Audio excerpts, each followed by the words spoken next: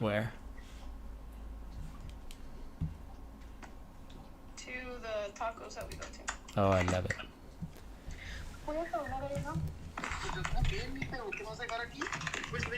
Okay, we're live. We are live. Live now.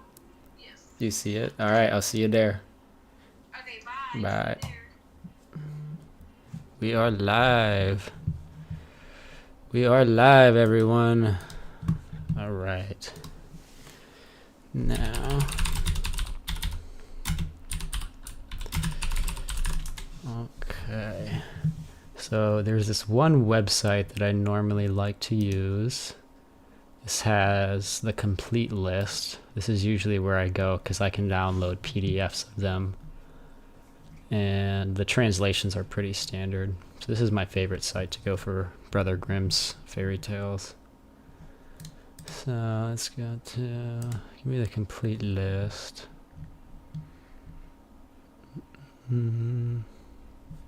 Tacos, yeah, tacos. We love the tacos. Okay. Let's do Snow White. This is one we haven't made a video about, so it'd be a good one to do live. How's the audio, chat? Am I coming through too much or too little? Let me know, chat.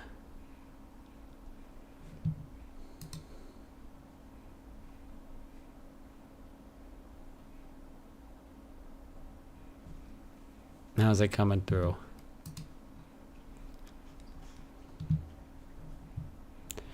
Okay, Snow White. It's good? Okay. Audio's good. Good to hear.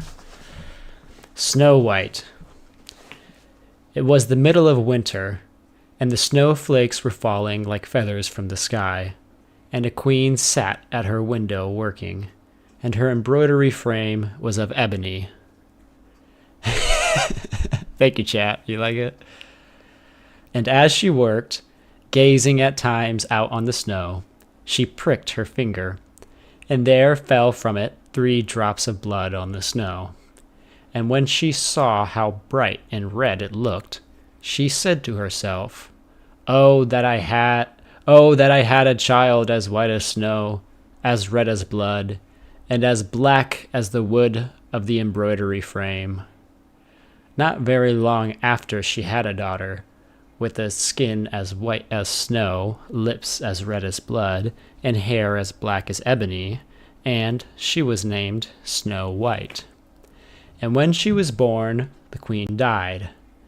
After a year had gone by, the king took another wife, a beautiful woman, but proud and overbearing, and she could not bear to be surpassed in beauty by anyone.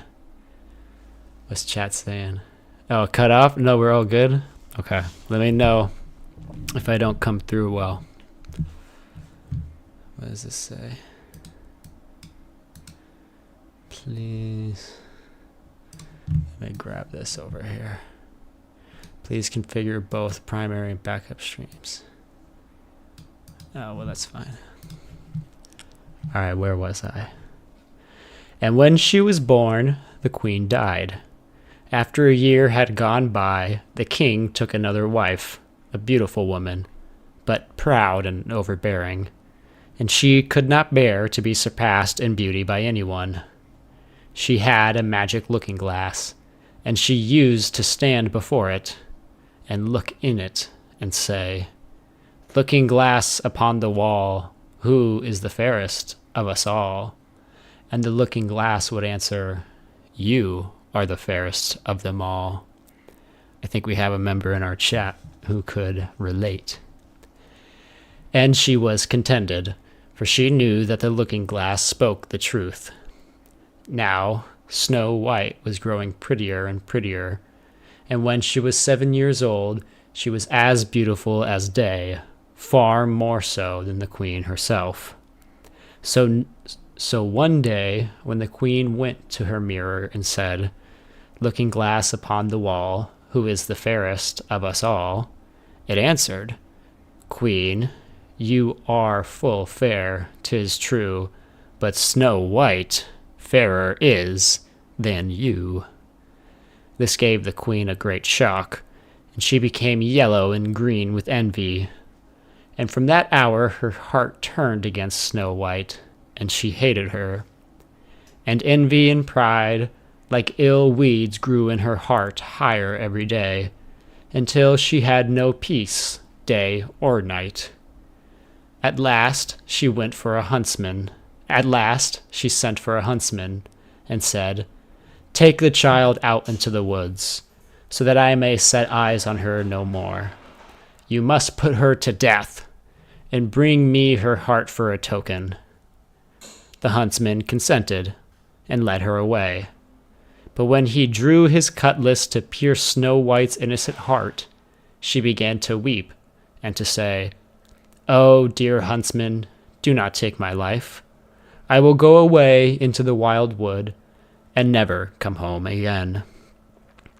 And as she was so lovely, the huntsman had pity on her, and said, "Away with you then, poor child," for he thought the wild animals would be sure to devour her. And it was as if a stone had been rolled away from his heart when he spared to put her to death.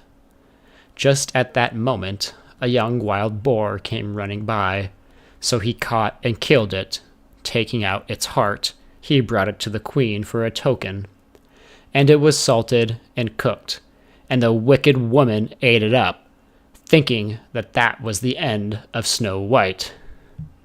She ate what she thought was Snow White's heart. That's kind of crazy that she actually ate it, and she thought that was a human heart. I didn't know that about the story when I first read it. That really surprised me the first time I read this one. They don't do that in Disney. Now, when the poor child found herself quite alone in the wild woods, she felt full of terror, even of the very leaves on the tree, and she did not know what to do for fright. Then she began to run over the sharp stones and through the thorn bush, and the wild beasts after her, but they did her no harm. She ran as long as her feet would carry her, and when the evening drew near, she came to a little house, and she went inside to rest. Everything there was very small, but as pretty and clean as possible. There stood the little table readily laid, and covered with a white cloth, and 7 little plates, and 7 knives and forks, and drinking cups. By the wall stood 7 little beds, side by side, covered with clean white quilts. Snow White, being very hungry and thirsty, ate from each plate a little porridge and bread, and drank out of each little cup a drop of wine, so as not to finish up one portion alone. After that she felt so tired that she lay down on one of the beds, but it did not seem to suit her. One was too long, another too short, but at last the 7th was quite right, and so she lay down upon it, committed herself to heaven, and fell asleep. When it was quite dark, the masters of the house came home. They were 7 dwarfs, whose occupation was to dig underground among the mountains. When they had lighted their 7 candles, and it was quite light in the little house, they saw that someone must have been in, as everything was not in the same order in which they left it. The first said, "Who has been sitting in my chair?" The second said, "Who has been eating from my little plate?" The third said, "Who has been taking my little loaf?" The fourth said, "Who has been tasting my porridge?" The fifth said, "Who has been using my little fork?" The sixth said, "Who has been cutting with my little knife?" The seventh said, "Who has been drinking from my little cup?" And then the first one, looking around, saw a hollow in his bed, and cried, "Who has been lying in my bed?" And the others came running, and cried, "Someone has been on our beds too." But when the 7th looked at his bed, he saw little Snow White lying there asleep. Then he told the others, who came running up, crying out in their astonishment, and holding up their 7 little candles to throw a light upon Snow White. "Oh, goodness! Oh, gracious!" cried they. "What beautiful child is this?" And were so full of joy to see her that they did not wake her, but let her sleep on. And the 7th dwarf slept with his comrades, an hour at a time with each, until the night had passed. When it was morning, and Snow White awoke and saw the 7 dwarfs, she was very frightened, but they seemed quite friendly, and asked her what her name was, and she told them. And then they asked how she came to be in their house, and she related to them how her stepmother had wished her to be put to death, and how the huntsman had spared her life, and how she had run the whole day long, until at last she had found their little house. Then the dwarf said, "If you will keep our house for us, and cook, and wash, and make the beds, and sew, and knit, and keep everything tidy, you may stay with us, and you shall lack for nothing." "With all my heart," said Snow White. And so she stayed, and kept the house in good order. And she had a little pot of pozole and tacos too. In the morning, the dwarfs went to the mountain to dig for gold. In the evening they came home, and their supper had to be ready for them. All the day long the maiden was left alone, and the good little dwarves warned her, saying, "Beware of your stepmother. She will soon know you are here. Let no one into the house." Now the queen, having eaten Snow White's heart, as she supposed, felt quite sure that now she was the first and fairest, and so she came to her mirror and said, "Looking glass upon the wall, who is the fairest of us all?" And the glass answered, "Queen, thou art of beauty rare, but Snow White living in the glen with the 7 little men is 1,000 times more fair." Thank you, chat. Thank you, chat. I'm glad you're enjoying it. Then she was very angry, for the glass always spoke the truth, and she knew that the huntsman must have deceived her, and that Snow White must still be living. And she thought and thought how she could manage to make an end of her, for as long as she was not the fairest in the land, envy left her no rest. At last she thought of a plan. She painted her face and dressed herself like an old peddler woman, so that no one would have known her. In this disguise she went across the 7 mountains, until she came to the house of the 7 little dwarves, and she knocked at the door and cried, "Fine wares to sell, fine wares to sell." Snow White peeped out of the window and cried, good day, woman. What have you to sell?" "Good wares, fine wares," answered she, "laces of all colors." And she held up a piece that was woven of variegated silk. Variegated silk. I never knew what this was. Variegated silk. I guess it's just silk that's been processed so that you can make clothes out of it.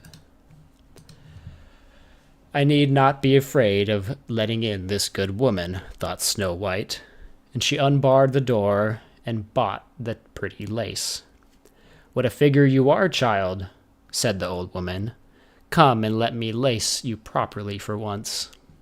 Snow White, suspecting nothing, stood up before her, and let her lace her with the new lace.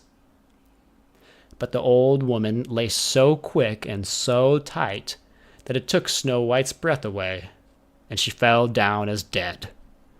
Now you have done with being the fair. See, sometimes this old English is crazy. "Now you have done with being the fairest," said the old woman as she hastened away. Not long after that, towards evening, the 7 dwarves came home, and were terrified to see their dear Snow White lying on the ground, without life or motion, they raised her up. And when they saw how tightly she was laced, they cut the lace in two. Then she began to draw breath, and little by little she returned to life. When the dwarves heard what had happened, they said, "The old peddler woman was no other than the wicked queen. You must beware of letting anyone in when we are not here."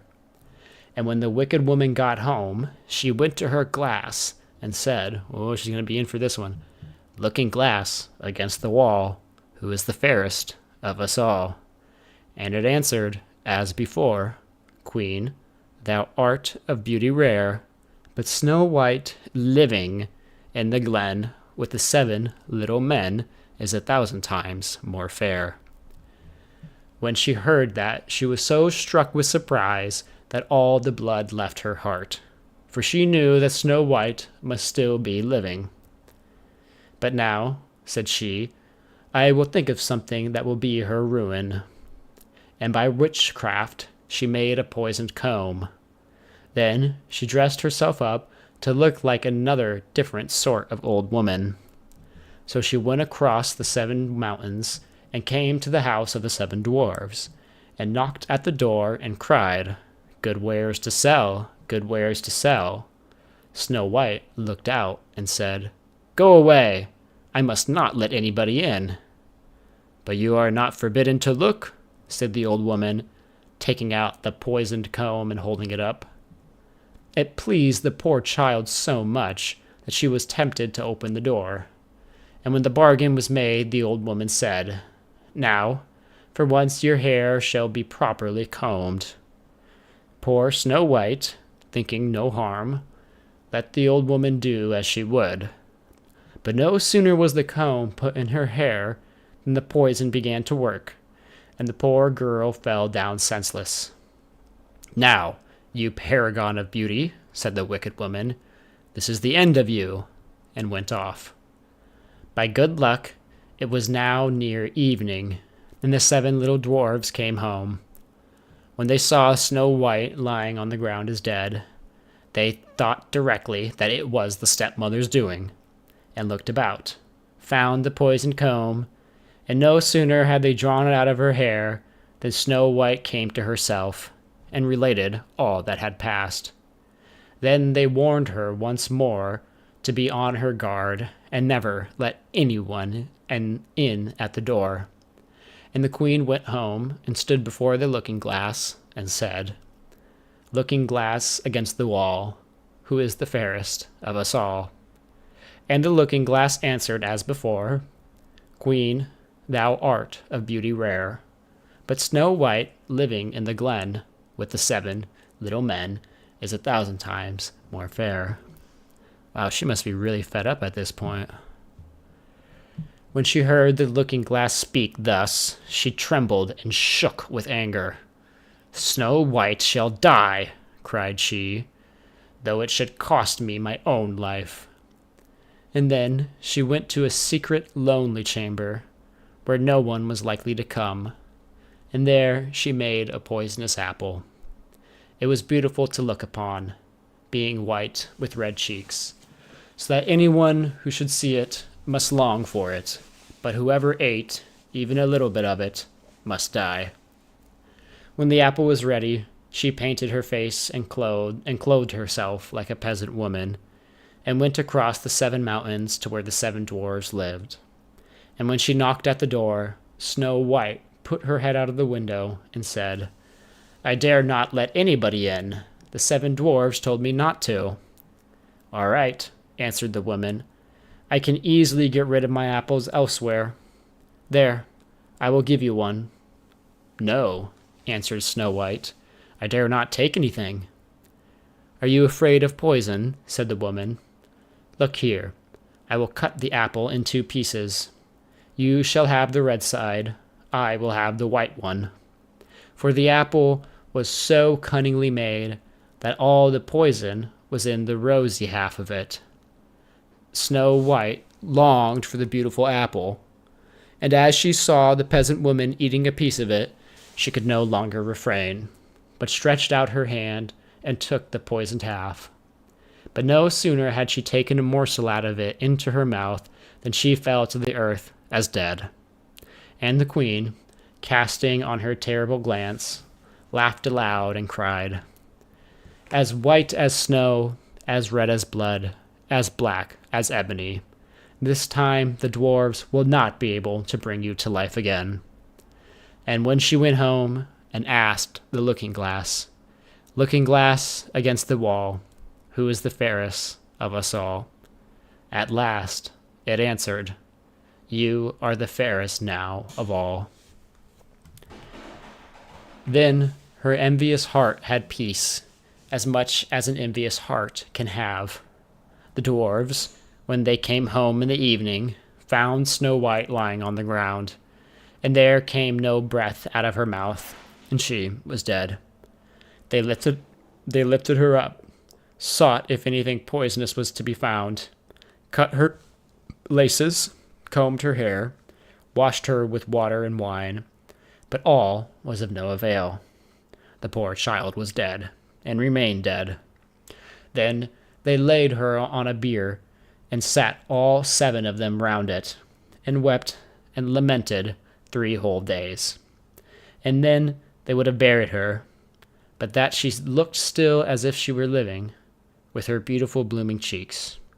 So they said, "We cannot hide her away in the black ground." And they had made a coffin of clear glass, so as to be looked into from all sides, and they laid her in it, and wrote in golden letters upon it her name, and that she was a king's daughter. Then they set the coffin out upon the mountain, and one of them always remained by it to watch. And the birds came too, and mourned for Snow White, first an owl, then a raven, and lastly a dove.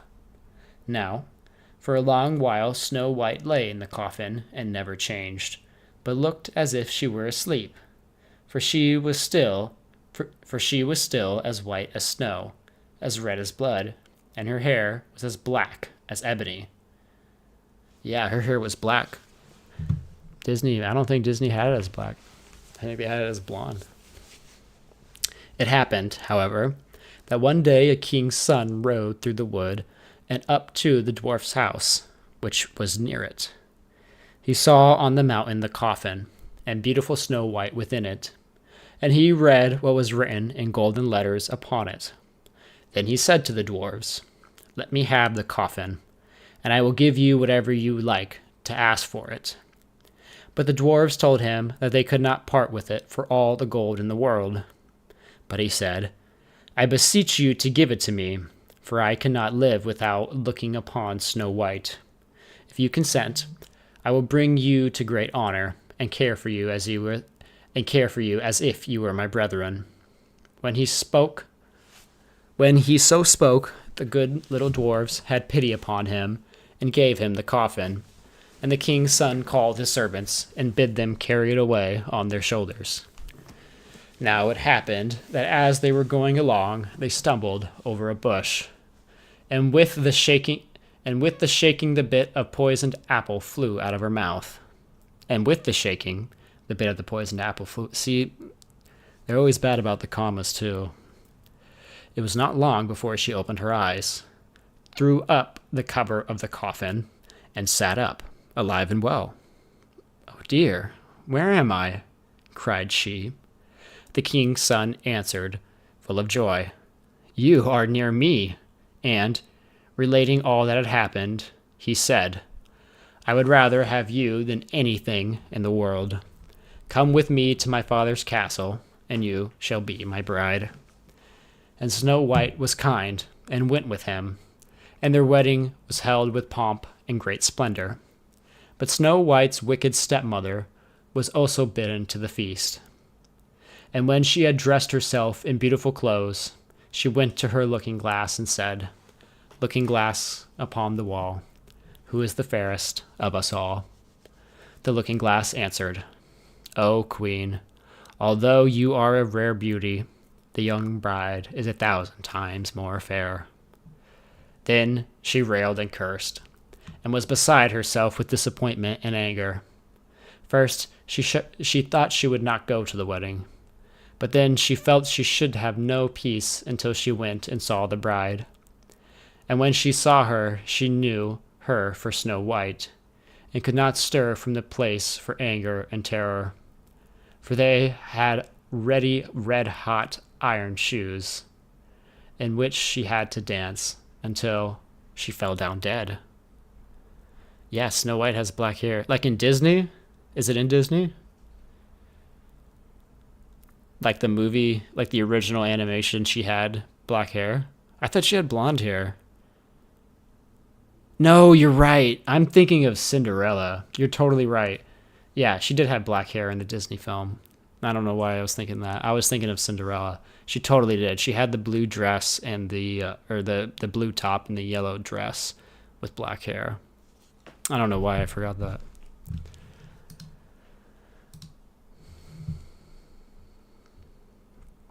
All right, chat. Any requests?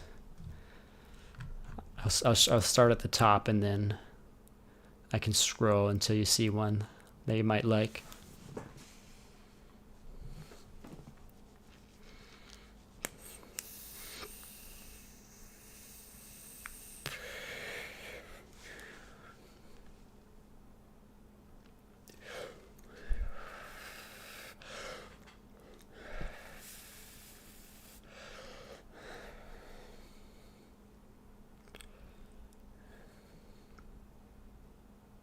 Just let me know when you see one you want.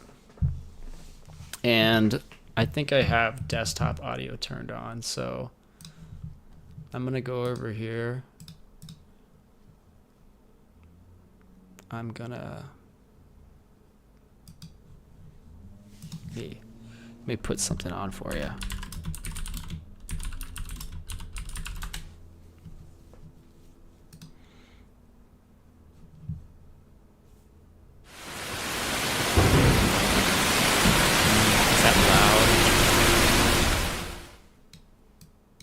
See.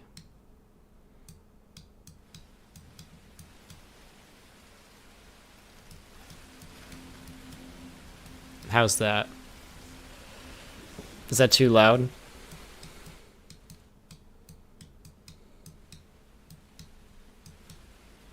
Is that good?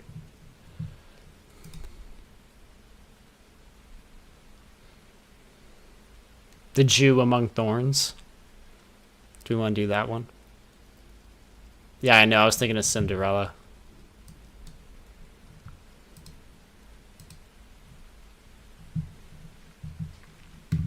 Let me know if the rain is too loud or too quiet. We're going to do the Jew Among Thorns.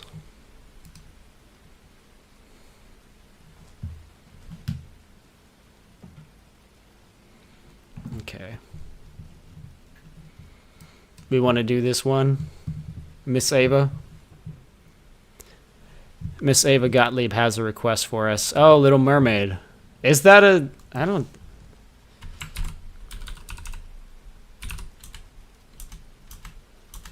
I don't think Little Mermaid is a Brothers Grimm story.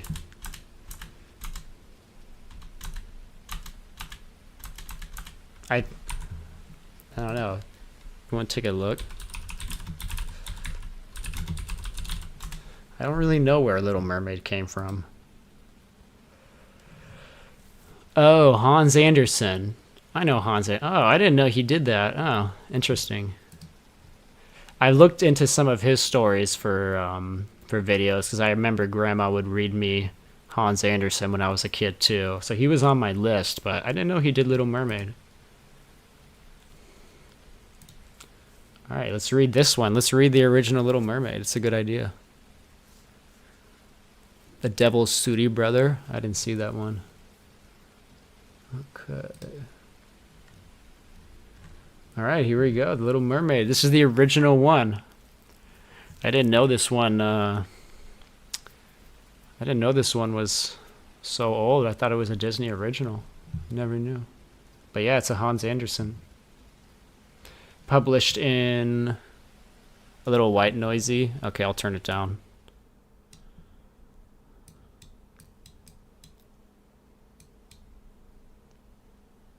How's that? Is that better? Okay.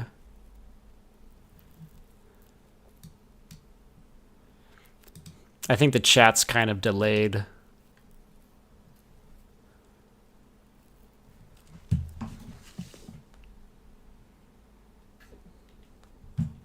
Okay. All right. Little Mermaid. Let me get some water. I'll be right back.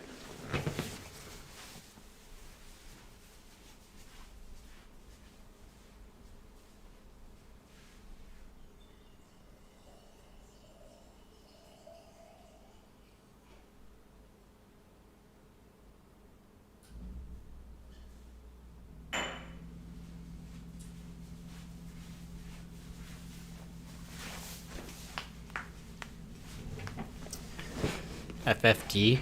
It's FFD.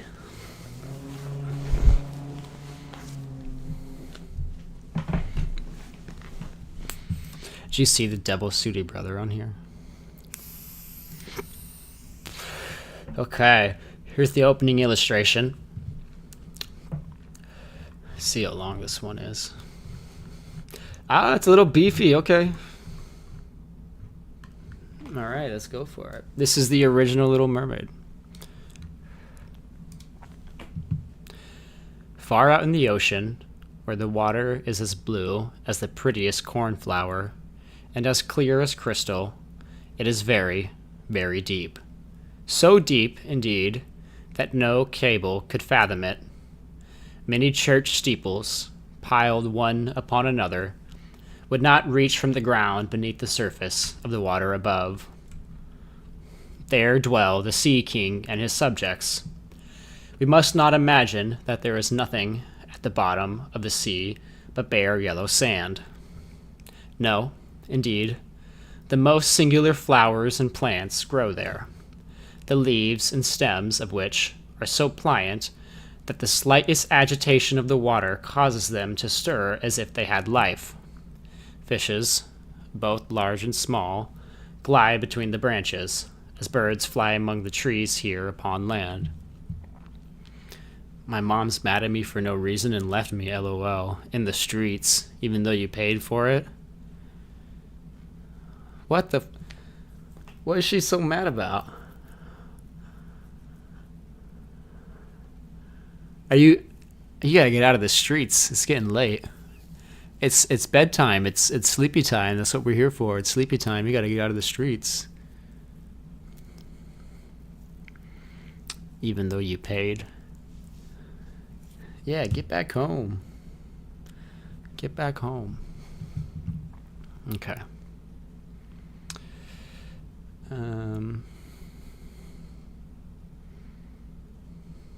Fishes, both large and small, glide between the branches, as birds fly among the trees here upon land. In the deepest spot of all stands the castle of the Sea King. Its walls are built of coral, and the long Gothic windows are of the clearest amber. The roof is formed of shells that open and close as the water flows over them. Their appearance is very beautiful, for in each lies a glittering pearl, which should be fit for the diamond of a queen. Save your live chats. I meant live recording. Oh yeah, these get saved. Yeah, this automatically gets saved. The Sea King has been a widower for many years, and his aged mother kept house for him. She was a very wise woman, and exceedingly proud of her high birth. On that account, she wore 12 oysters on her tail, while others, also of high rank, were only allowed to wear 6.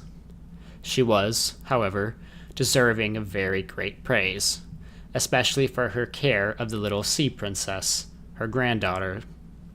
There were 6 beautiful children, but the youngest was the prettiest of them all. Her skin was as clear and delicate as a rose leaf, and her eyes as blue as the deepest sea. But, like all the others, she had no feet, and her body ended in a fish's tail. All day long they played in the great halls of the castle, or among the living flowers that grew out of the walls. The large amber windows were open, and the fish swam in, just as the swallows fly into our houses when we open the windows, expecting that the fish swam up to the princesses, ate out of their hands, and allowed themselves to be stroked. Outside the castle, there was a beautiful garden, in which grew bright red and dark blue flowers, and blossoms like flames of fire. The fruit glittered like gold, and the leaves and stems waved to and fro continually. The earth itself was the finest sand, but blue as the flame of burning sulfur.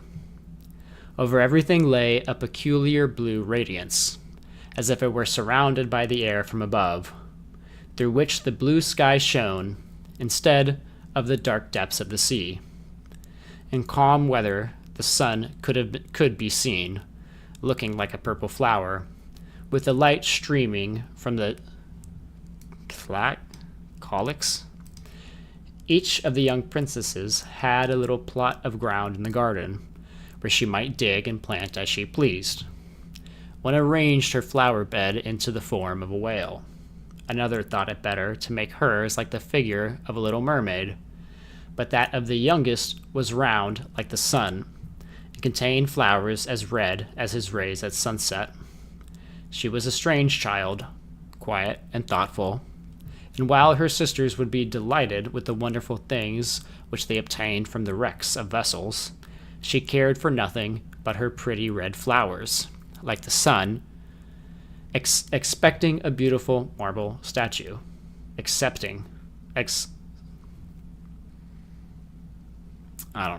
It was the representation of a handsome boy, carved out of pure white stone, which had fallen to the bottom of the sea from a wreck.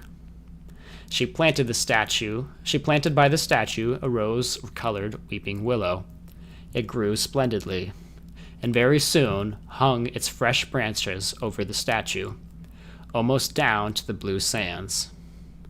The shadow had a violet tint, and waved to and fro like the branches.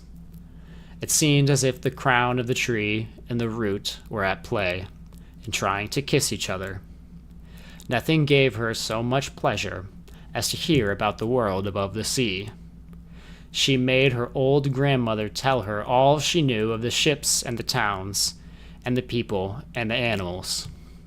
To her it seemed almost wonderful and beautiful to hear that the flowers of the land should have fragrance, and not those below the sea, that the trees of the forest should be green, that the fishes among the trees could sing so sweetly, that it was quite a pleasure to hear them. Her grandmother called the little birds fishes, or she would not have understood her, for she had never seen birds.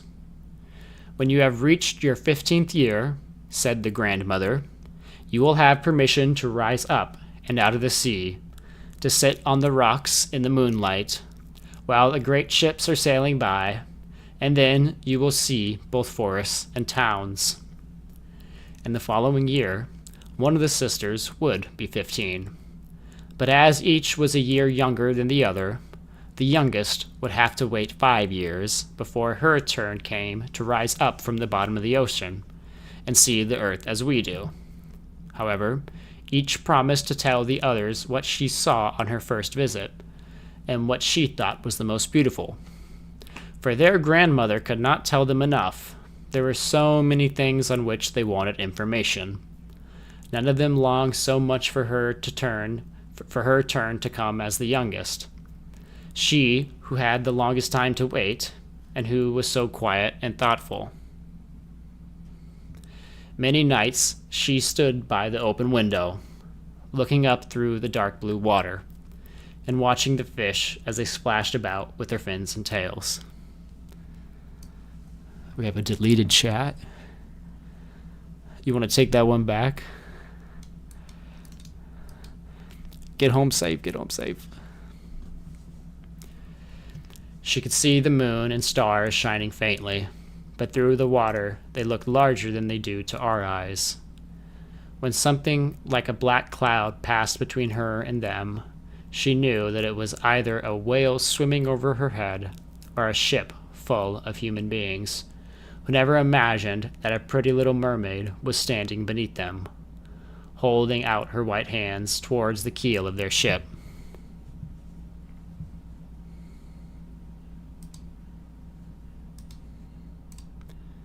We're gonna switch up the...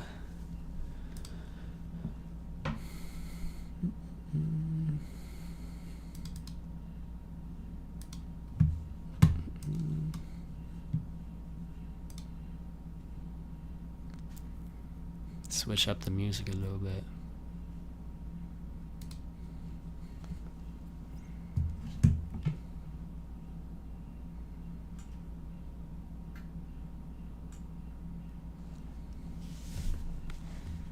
Okay.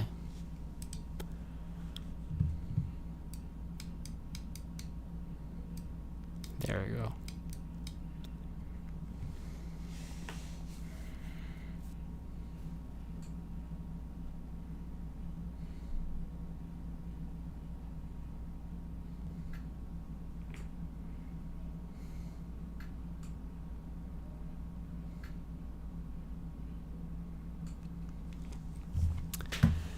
As soon as the eldest was 15, she was allowed to rise to the surface of the ocean.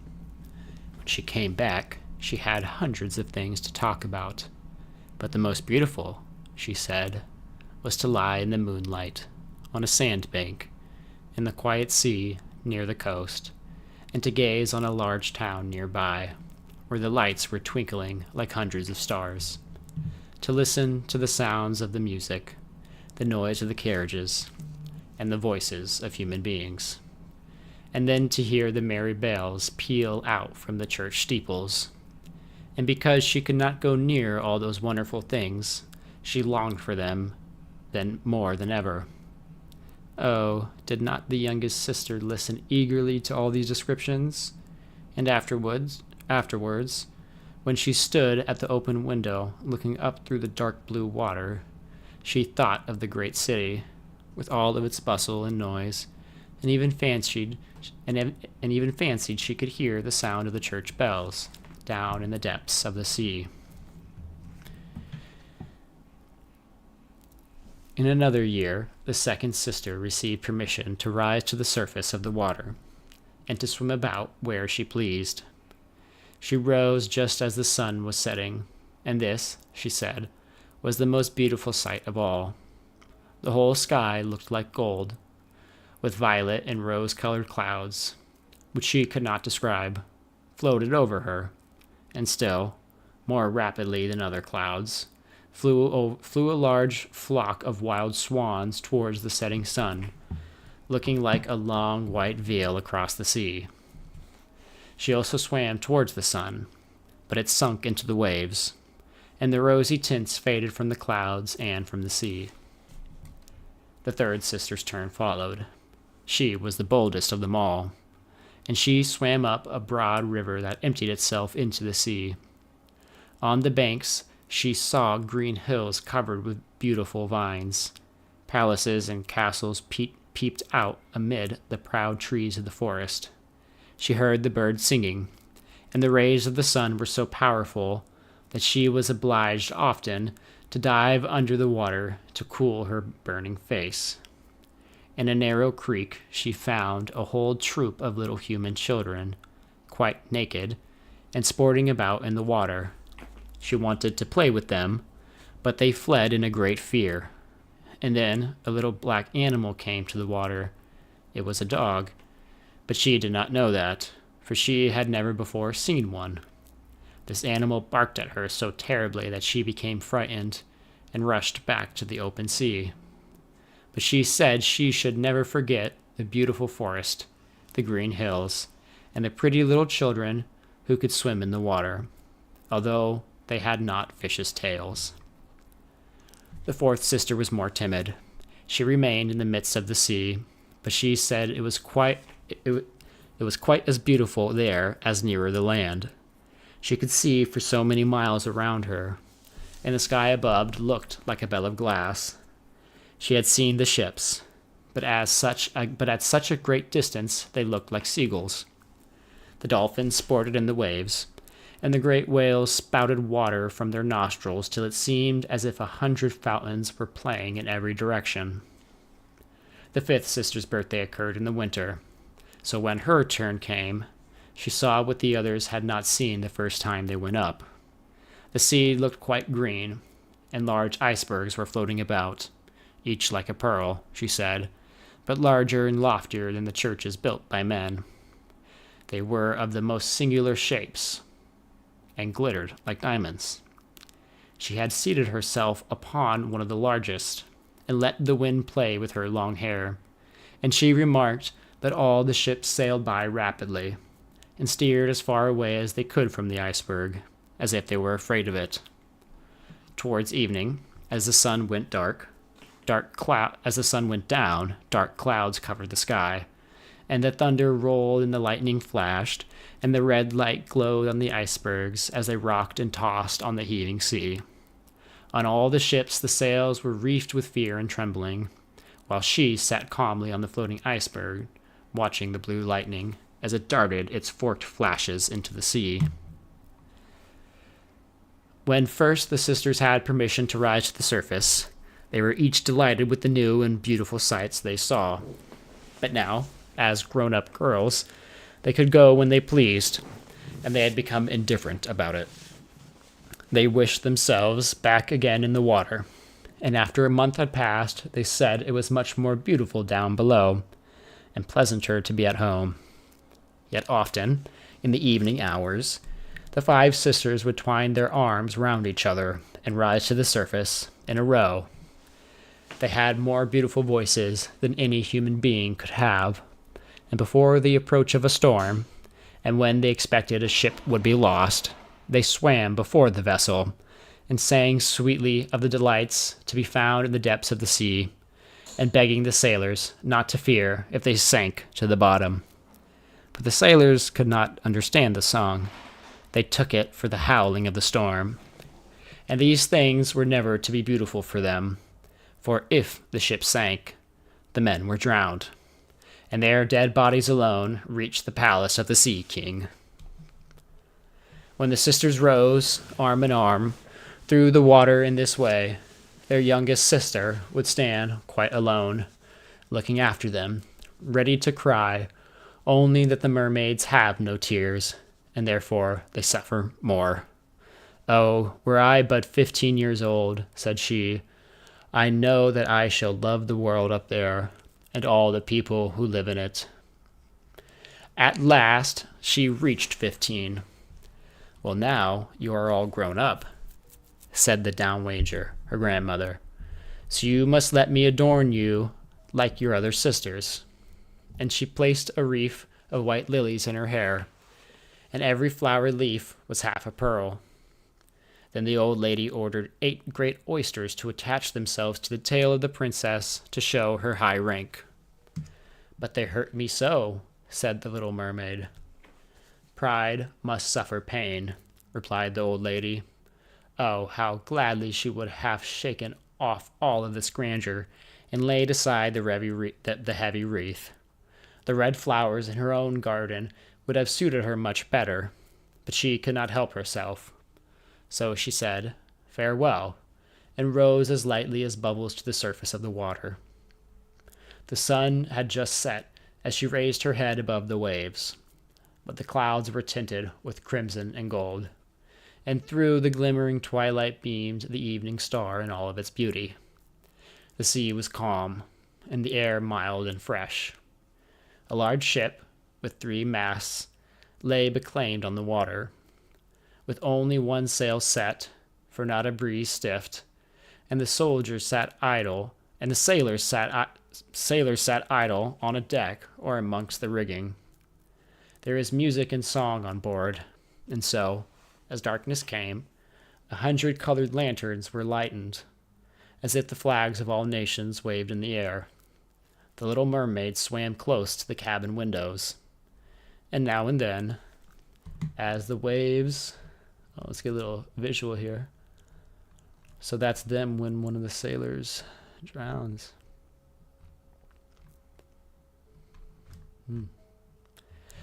As the waves lifted her up, She could look in through clear glass window panes and see a number of well-dressed people within. Among them was a young prince, the most beautiful of all, with large black eyes. He was 16 years of age, and his birthday was being kept with much rejoicing.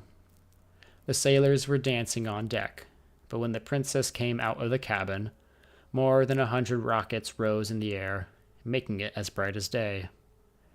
The little mermaid was so startled that she dived under water, and when she again stretched out her head, it appeared as if all the stars of heaven were falling around her. She had never seen such fireworks before. Great suns spurted fire about. Splendid fireflies flew into the blue air, and everything was reflected in the clear, calm sea beneath. The ship itself was so brightly illuminated that all the people, and even the smallest rope, could be distinctly and plainly seen. And how handsome the young prince looked, as he pressed the hands of all present and smiled at them, while the music resounded through the clear night air. It was very late, yet the little mermaid could not take her eyes from the ship, or the beautiful prince. The colored lanterns had been extinguished, no more rockets rose in the air, and the cannon had ceased firing, but the sea became restless, and a moaning, grumbling sound could be heard beneath the waves. Still, the little mermaid remained by the cabin window, rocking up and down on the water, which enabled her to look in. After a while, the sails were quickly unfurled, and the noble ship continued her passage. But as soon as the waves rose higher, heavy clouds darkened the sky, and lightning appeared in the distance. A dreadful storm was approaching. Once more, the sails were reefed, and the great ship pursued her flying course over the raging sea. The waves rose mountains high, as if they would have overtopped the mast, but the ship dived like a swan between them, and then rose again on their lofty, foaming crests. To the little mermaid, this appeared pleasant sport, not so to the sailors. At length the ship groaned and creaked. The thick planks gave way under the lashing of the sea as it broke over the deck. The mainmast snapped asunder like a reed. The ship lay over on her side, and the water rushed in. The little mermaid now perceived that the crew were in danger. Even she herself was obliged to be careful to avoid the beams and planks of the wreck which lay scattered on the water. At one moment it was so pitch dark that she could not see a single object, but a flash of lightning revealed the whole scene. She could see everyone who had been on board, excepting the prince. When the ship parted, she had seen him sink into the deep waves, and she was glad, for she thought he would now be with her. And then she remembered that human beings could not live in the water, so that when he got down to her father's palace, he would be quite dead. But he must not die. So she swam out among the beams and planks which strewed the surface of the sea, forgetting that they could crush her to pieces. Then she dived deeply under the dark waters, rising and falling with the waves, till at length she managed to reach the young prince, who was fast losing the power of swimming in that stormy sea. His limbs were failing him, his beautiful eyes were closed, and he would have died had not the little mermaid come to his assistance. She held his head above the water, and let the waves drift them where they would. In the morning the storm had ceased, but out of the ship not a single fragment could be seen. The sun rose up red and glowing from the water, and its beams brought back the hue of health to the prince's cheeks, but his eyes remained closed. The mermaid kissed his high, smooth forehead, and stroked back his wet hair. He seemed to her like the marble statue in her little garden, and she kissed him again, and wished that he might live. Presently they came in sight of land. She saw lofty blue mountains, on which the white snow rested as if a flock of swans were lying upon them. Near the coast were beautiful green forests, and close by stood a large building, whether a church or a convent she could not tell. Orange and citron trees grew in the garden, and before the door stood lofty palms. The sea here formed a little bay, in which the water was quite still, but very deep. So she swam with the handsome prince to the beach, which was covered with fine white sand, and there she laid him in the warm sunshine, taking care to raise his head higher than his body. Then bells sounded in the large white building, and a number of young girls came into the garden. The little mermaid swam out further from the shore and placed herself between some high rocks that rose out of the water. Then she covered her head and neck with the foam of the sea so that her little face might not be seen, and watched to see what would become of the poor prince. She did not wait long before she saw a young girl approach the spot where he lay. She seemed frightened at first, but only for a moment.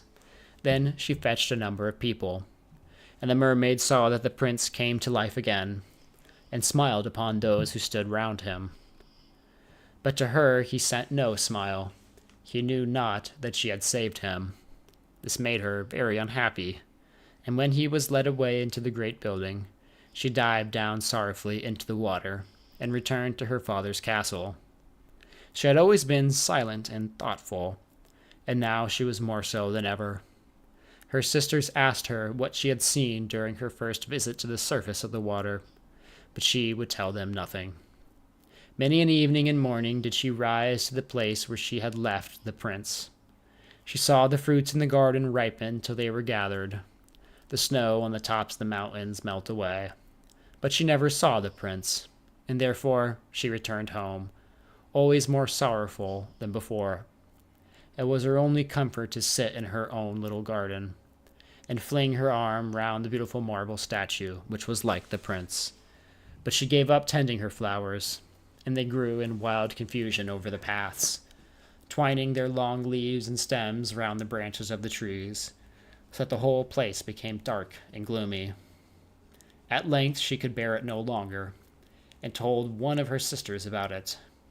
Then the others heard the secret, and very soon it became known to two mermaids whose intimate friends happened to know who the prince was. She had also seen the festival on board ship, and she told them where the prince came from, and where his palace stood. "Come, little sister," said the princesses. Then they entwined their arms and rose up in a long row to the surface of the water, close by to the spot where they knew the prince's palace stood. It was built of bright yellow shining stones, with long flights of marble steps, one of which reached quite down to the sea. Splendid glided cupolas rose over the roof, and between the pillars that surrounded the whole building stood lifelike statues of marble. Through the clear crystal of the lofty windows could be seen noble rooms, with costly silk curtains and hangings of tapestries, while the walls were covered with beautiful paintings, which were a pleasure to look at. It's an illustration of the prince on the beach. I think Little Mermaid nowhere to be seen, though. In the center of the largest saloon, a fountain threw its sparkling jets high up into the glass cupola of the ceiling, through which the sun shone down upon the water and upon the beautiful plants growing round the basin of the fountain. Now that she knew where he lived, she spent many an evening and many a night on the water near the palace. She would swim much nearer the shore than any of the others ventured to do. Indeed, once she went quite up the narrow channel under the marble balcony, which threw a broad shadow on the water. Here she would sit and watch the young prince, who thought himself quite alone in the bright moonlight. She saw him many times of an evening sailing in a pleasant boat, with music playing and flags waving.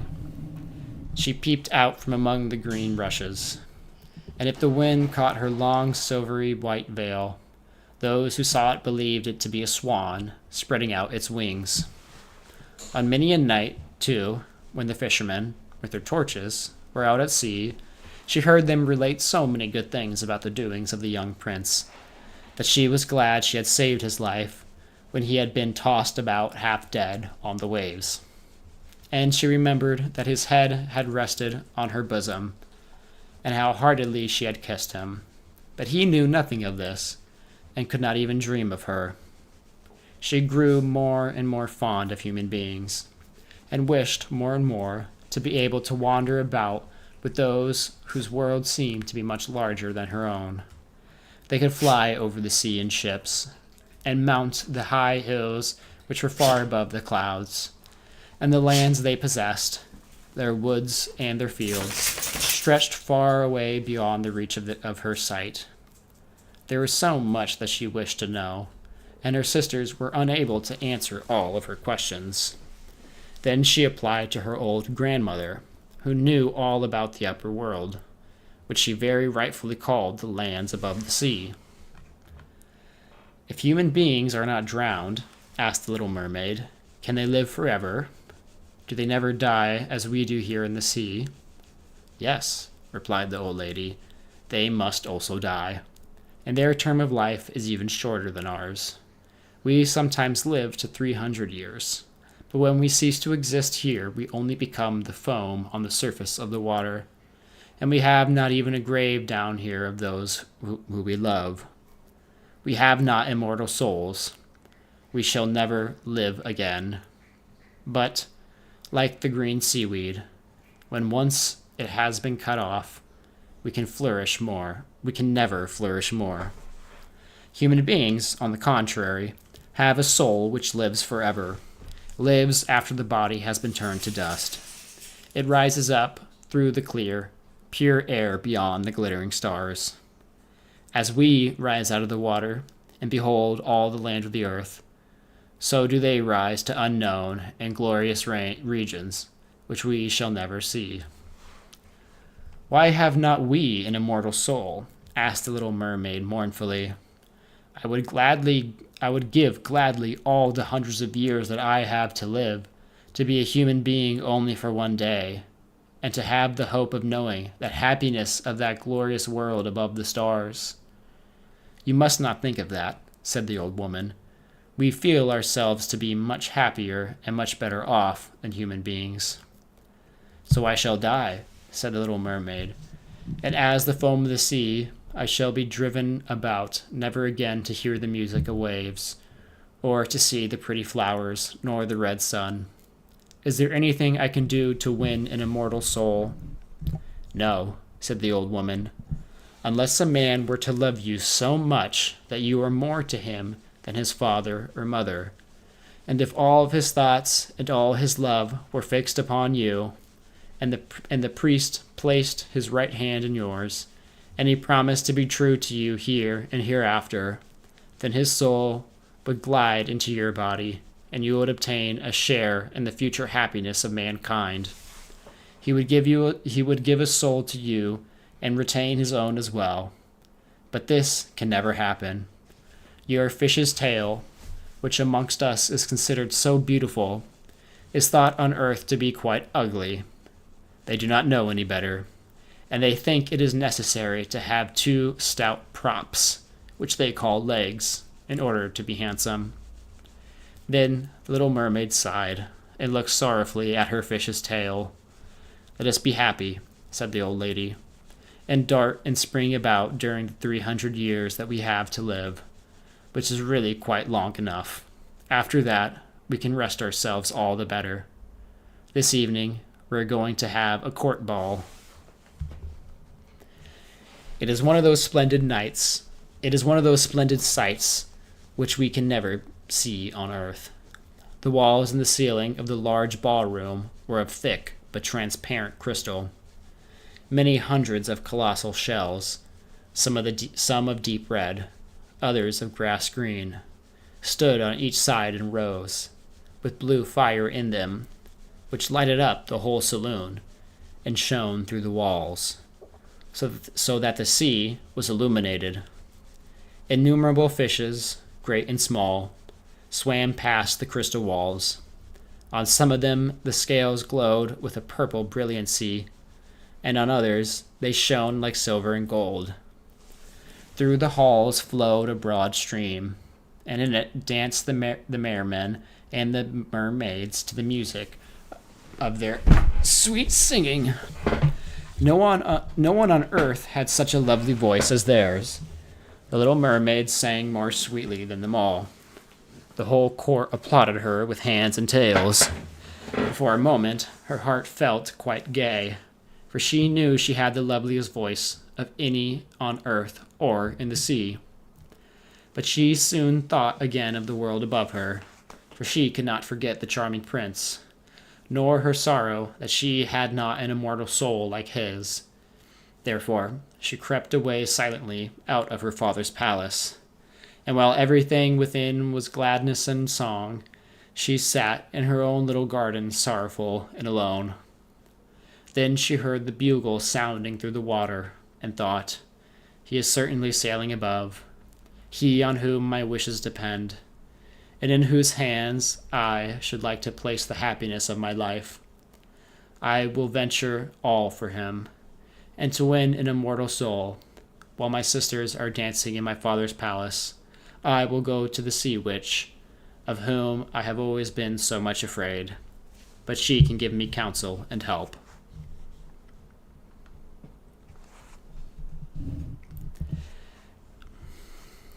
One moment.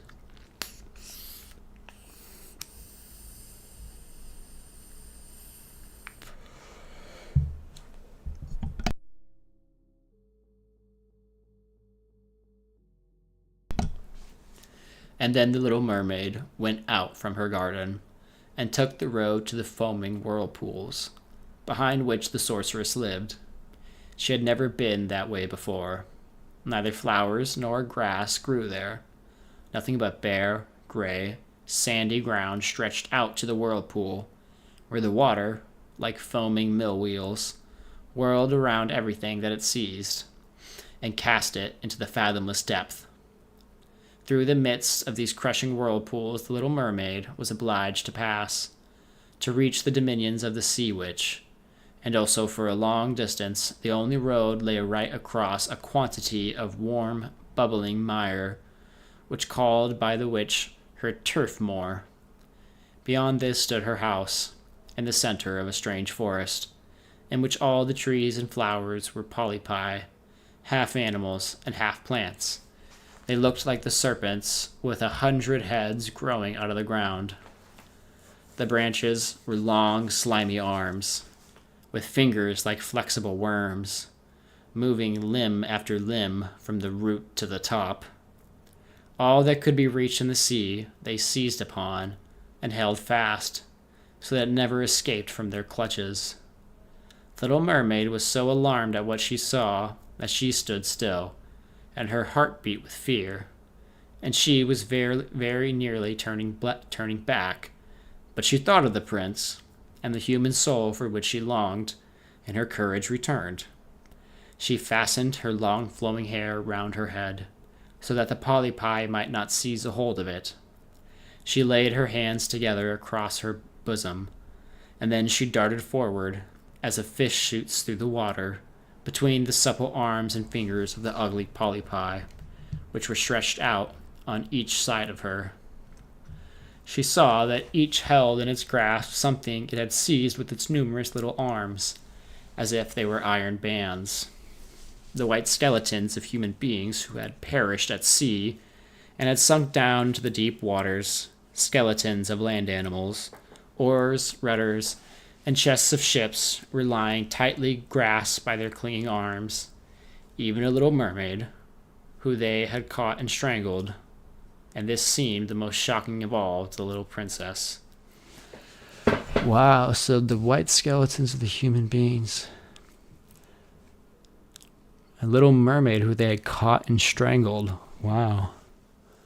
Yeah, you can be my mermaid. You can always be my mermaid. Thanks for watching. But it looks like they caught and strangled one. That's crazy. She now came to a space of marshy ground in the wood, where large, fat water snakes were rolling in the mire and showing their ugly, drab-colored bodies. In the midst of this spot stood a house, built with the bones of shipwrecked human beings. There sat the sea witch, allowing a toad to eat from her mouth, just as people sometimes feed a canary with a piece of sugar. She called the ugly water snakes her little chickens and allowed them to crawl all over her bosom. Her ugly water snakes, she called them her little chickens. That's crazy. I know what you want, said the sea witch. It is very stupid of you, but you shall have your way, and it will bring you to sorrow, my pretty princess. You want to get rid of your fish's tail, and to have two supports instead of it, like human beings on earth, so that the young prince may fall in love with you, and that you may have an immortal soul. And then the witch laughed so loud and disgustingly that the toad and the snakes fell to the ground, and lay there, wriggling about. You are but just in time, said the witch, for after sunrise tomorrow I should not be able to help you till the end of another year. I will prepare a draught for you, with which you must swim to land tomorrow before sunrise, and sit down on the shore and drink it. Your tail will then disappear, and shrink up into what mankind calls legs, and you will feel great pain, as if a sword were passing through you. But all who see you will say that you are the prettiest little human being they ever saw. You will still have the same floating gracefulness of movement, and no dancer will ever tread as lightly. But at every step you take, it will feel as if you are treading upon sharp knives, and that the blood must flow. If you bear all this, I will help you. Yes, I will, said the little princess in a trembling voice, as she thought of the prince and the immortal soul. But think again, said the witch, for when once your shape has become like a human being, you can no more be a mermaid. You will never return through the water to your sisters, or to your father's palace again. And if you do not win the love of the prince, so that he is willing to forget his father and mother for your sake, and to love you with his whole soul, and to allow the priest to join your hands that you may be man and wife, then you will never have an immortal soul.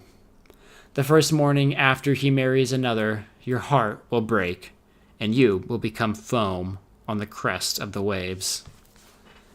I will do it, said the little mermaid, and she became pale as death. Oh, this is getting crazy. But I must be paid also, said the witch, and it is not a trifle that I ask. You have the sweetest voice of any who dwell here in the depths of the sea, and you believe that you will be able to charm the prince with it also. But this voice you must give to me. The best thing you possess will I have for the price of my draught. My own blood must be mixed with it, that it may be sharp as a two-edged sword. But if you take away my voice, said the little mermaid, what is left for me? Your beautiful form, your graceful walk, and your expressive eyes. Surely with these you can enchain a man's heart. Well, have you lost your courage? Put out your little tongue that I may cut it off as my payment.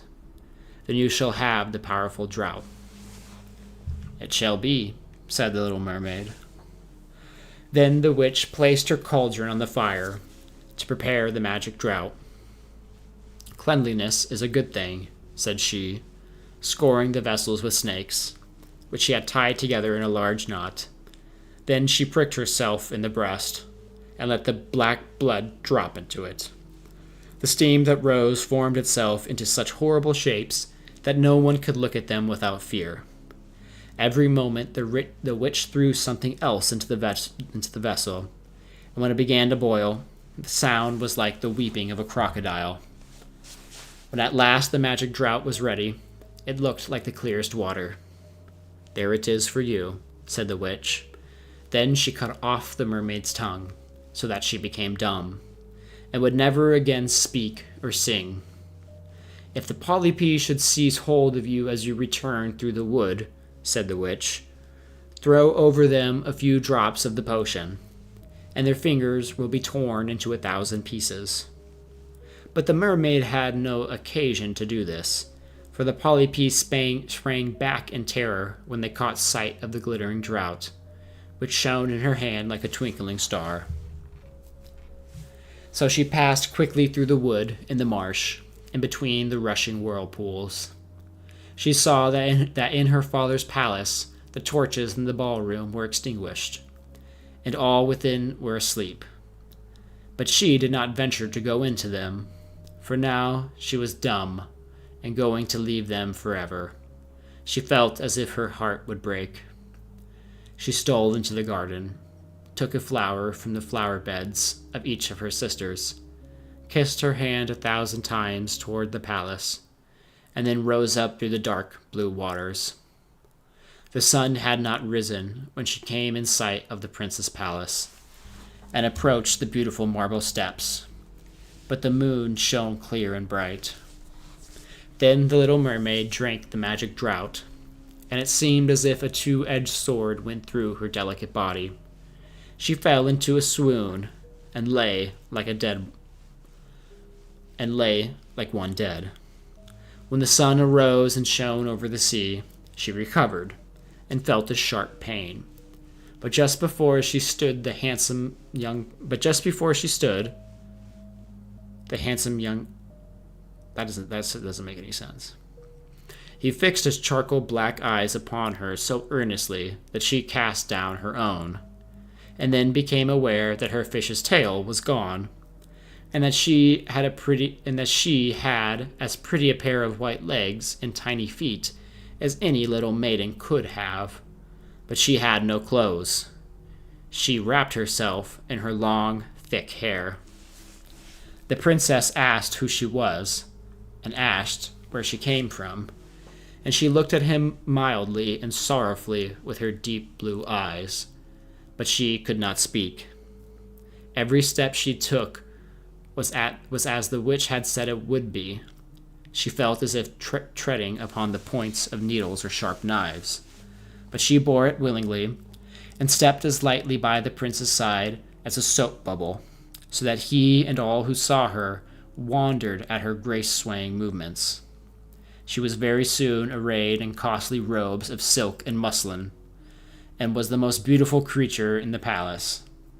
But she was dumb, and could neither speak nor sing. Beautiful female slaves, dressed in silk and gold, stepped forward and sang before the prince and his royal parents.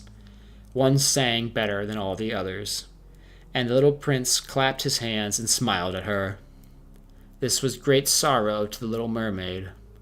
She knew how much more sweetly she herself could sing once, and she thought, "Oh, if he could only known that. I have given away my voice forever to be with him." The slaves next performed some pretty fairy-like dances to the sound of beautiful music. Then the little mermaid raised her lovely white arms, stood on the tips of her toes, and glided over the floor, and danced as no one yet had been able to dance. At each movement her beauty became more revealed, and her expressive eyes appealed more directly to the heart than the songs of the slaves. Everyone was enchanted, especially the prince, who called her his little fondling, and she danced again quite readily to please him, though each time her foot touched the floor, it seemed as if she trod on sharp knives.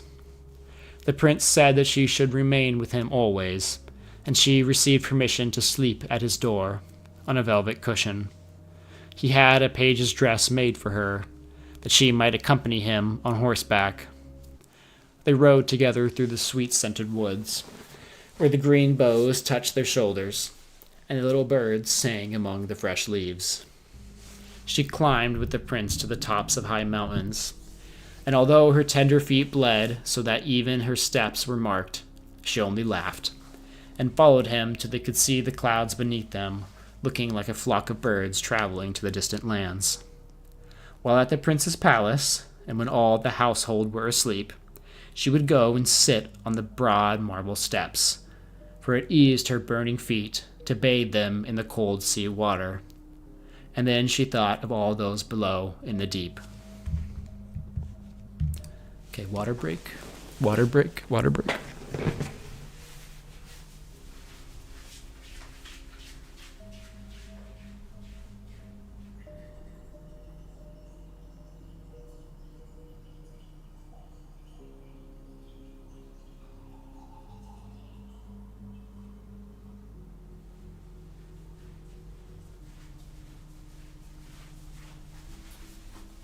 The dog is on the couch.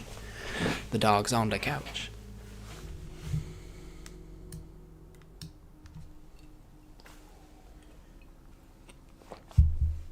Okay.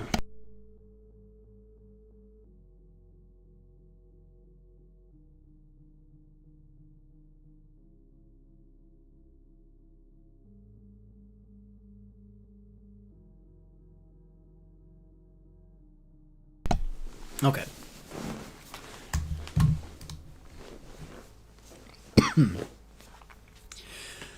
Once during the night, her sisters came up arm in arm, singing sorrowfully as they floated on the water. She beckoned to them, and then they recognized her, and told her now she had grieved them. After that, they came to the same place every night, and once she saw in the distance her old grandmother, who had not been to the surface of the sea for many years, and the old sea king, her father, with his crown on his head. Dog is on the couch, yeah. Dog is on the couch. Dog's on the couch.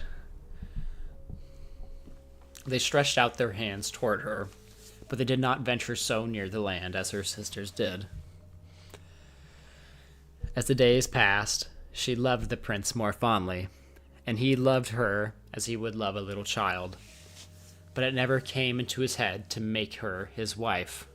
Yet, unless he married her, she could not receive an immortal soul, and, on the morning after his marriage with another, she would dissolve into the foam of the sea. Do you not love me the best of them all? The eyes of the little mermaid seemed to say. But when he took her in his arms and kissed her fair forehead. Yes, you are dear to me, said the prince, for you have the best heart, and you are the most devoted to me. You are like a young maiden whom I once saw, but whom I shall never meet again. I was in a ship that was wrecked, and the waves cast me ashore near a holy temple, where several young maidens performed the service. The youngest of them found me on the shore and saved my life. I saw her but twice, and she is the only one in the world whom I could love. But you are like her, and you have almost driven her image out of my mind. She belongs to the holy temple, and my good fortune has sent you to me instead of her, and we will never part. Ah, he knows not that it was I who saved his life, thought the little mermaid. I carried him over the sea to the wood where the temple stands. I sat beneath the foam and watched till the human being came to help him. I saw the pretty maiden that he loves better than he loves me, and the mermaid sighed deeply, but she could not shed tears. He says the maiden belongs to the holy temple, therefore she will never return to the world. They will meet no more, while I am by his side and see him every day. I will take care of him and love him and give up my life for his sake. Very soon it was said that the prince must marry, and that the beautiful daughter of a neighboring king would be his wife, for a fine ship was being fitted out. Although the prince gave out that he merely intended to pay a visit to the king, it was generally supposed that he really went to see his daughter. A great company were there to go with him. The little mermaid smiled and shook her head. She knew the prince's thoughts better than any of the others. I must travel, he said to her. I must see this beautiful princess. My parents desire it, but they will not oblige me to bring her home as my bride. I cannot love her. She is not like the beautiful maiden in the temple, whom you resemble. If I were forced to choose a bride, I would rather choose you, my dumb foundling, with those expressive eyes. Dumb foundling. And then he kissed her rosy mouth, played with her long waving hair, and laid his head on her heart, while she dreamed of a human happiness and an immortal soul. You are not afraid of the sea, my dumb child, he said, as they stood on the deck of the noble ship which was to carry them to the country of the neighboring king. And then he told her of storm and of calm, of strange fishes in the deep beneath them, and of what the divers had seen there. And she smiled at his descriptions, for she knew better than anyone what the wonders are at the bottom of the sea.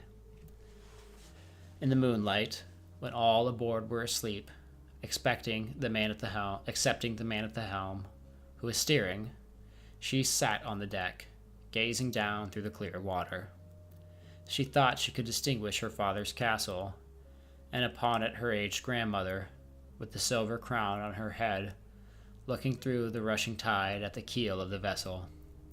Then her sisters came up on the waves, and gazed at her mournfully, wringing their white hands. She beckoned to them, and smiled, and wanted them to know how happy and well off she was.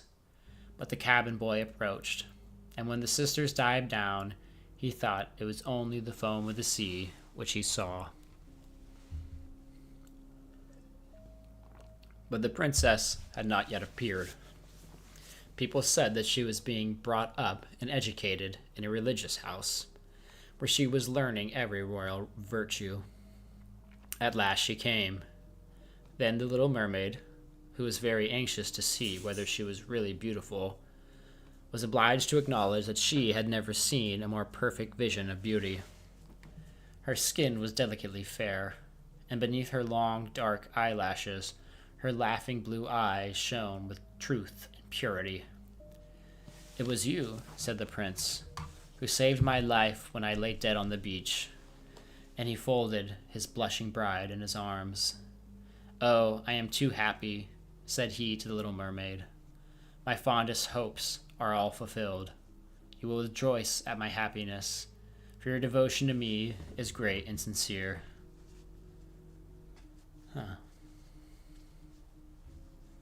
The little mermaid kissed his hand, and felt as if her heart were already broken. His wedding morning would bring death to her, and she would change into the foam of the sea. All the church bells rung, and the heralds rolled about the town proclaiming the betrothal. Perfumed oil was burning and costly silver lamps on every altar. The priests waved the censers, while the bride and bridegroom joined their hands and received the blessings of the bishop. Little mermaid, dressed in silk and gold, held up the bride's train, but her ears held nothing of the festive music, and her eyes saw not the holy ceremony. She thought of the night of death which was coming to her, and of all she had lost in the world. On the same evening, the bride and bridegroom went on board ship. Cannons were roaring, flags waving, and in the center of the ship a costly tent of purple and gold had been erected. It contained elegant couches for the reception of the bridal pair during the night. The ship, with swelling sails and favorable wind, glided away smoothly and lightly over the calm sea. When it grew dark, a number of colored lamps were lit, and the sailors danced merrily on the deck. The little mermaid could not help thinking of her first rising out of the sea, when she had seen similar festivities and joys, and she joined in on the dance, poised herself in the air as a swallow when he pursues his prey, and all present cheered her with wonder. She had never danced so elegantly before. Her tender feet felt as if cut with sharp knives, but she cared not for it. A sharper pang had pierced her through her heart. She knew this was the last evening she should ever see the prince, for whom she had forsaken her kindred and her home. She had given up her beautiful voice, and suffered unheard of pain daily by him, while he knew nothing of it. This was the last evening that she would breathe the same air with him, or gaze on the starry sky and deep sea. An eternal night, without a thought or a dream, awaited her. She had no soul, and now she could never win one. All was joy, and all was joy and gaiety on board ship till long after midnight. She laughed and danced with the rest, while the thoughts of death were in her heart. The prince kissed his beautiful bride, while she played with his raven hair, till they went arm in arm to rest in the splendid tent. Then all became still on board the ship. The helmsman, alone awake, stood at the helm. The little mermaid leaned her white arms on the edge of the vessel, and looked towards the east for the first blush of morning, for that first ray of dawn that would bring her death. She saw her sisters rising out of the flood. They were as pale as herself, but their long, beautiful hair waved no more in the wind. It had been cut off. "We have given our hair to the witch," said they, "to obtain help for you, that you may not die tonight. She has given us a knife. Here it is. See, it is very sharp. Before the sun rises, you must plunge it into the heart of the prince. When the warm blood falls upon your feet, they will grow together again, and form into a fish's tail, and you will once more be a mermaid, and return to us to live out your 300 years before you die and change into salt sea foam. Haste, then. He or you must die before sunrise. Our old grandmother groans for you so, that her white hair is falling off from sorrow, as ours fell under the witch's scissors. Kill the prince and come back. Hasten. Do you not see the first red streaks in the sky? In a few minutes the sun will rise, and you must die." And then they sighed deeply and mournfully, and sank down beneath the waves. The little mermaid drew back the crimson curtain of the tent, and beheld the fair bride with her head resting on the prince's breast. She bent down and kissed his fair brow, and looked at the sky on which the rosy dawn grew brighter and brighter. Then she glanced at the sharp knife, and again fixed her eyes on the prince, who whispered the name of his bride in his dreams. She was in his thoughts, and the knife trembled in the hand of the little mermaid. Then she flung it far from her into the waves. The water turned red where it fell, and the drops that sprouted up looked like blood. She cast one more lingering, half-fainting glance at the prince, and then threw herself from the ship into the sea, and thought her body was dissolving into foam. The sun rose above the waves, and his warm rays fell upon the cold foam of the little mermaid, who did not feel as if she were dying. She saw the bright sun, and all around her floated hundreds of transparent, beautiful beings. She could see through them, through the white sails of the ship and the red clouds in the sky. Their speech was melodious, but too ethereal to be heard by mortal ears, as they were also unseen by mortal eyes. The little mermaid perceived that she had a body like theirs, and that she continued to rise higher and higher out of the foam. "Where am I?" asked she, and her voice sounded ethereal, as the voice of those who were with her. No earthly music could imitate it.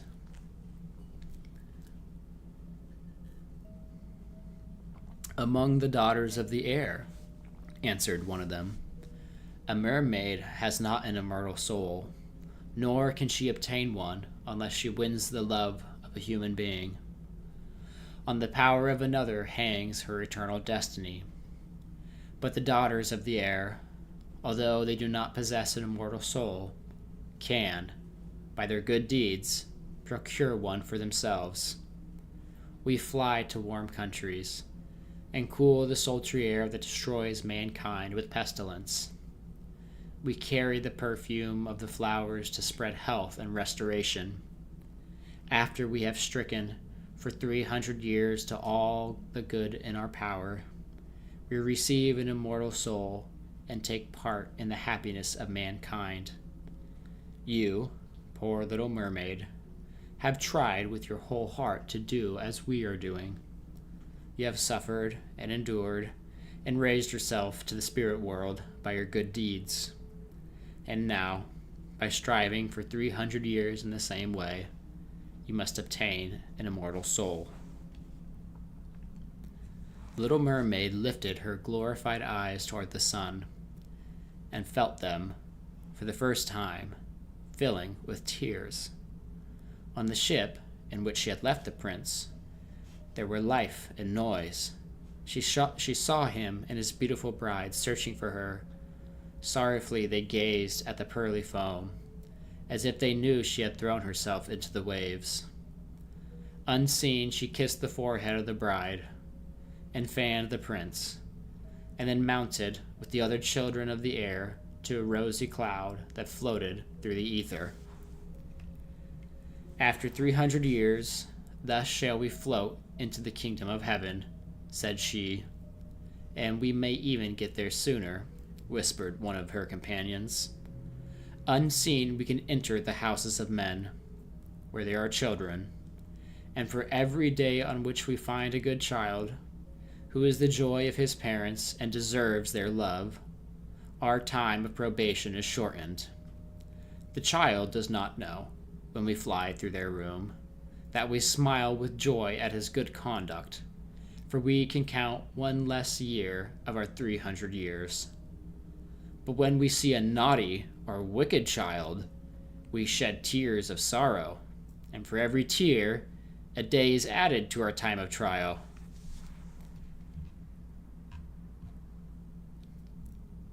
And that's the end of The Little Mermaid.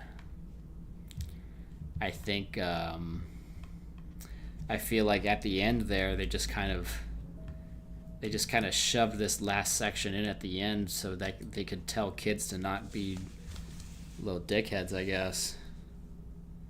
Seems like kind of like a random thing that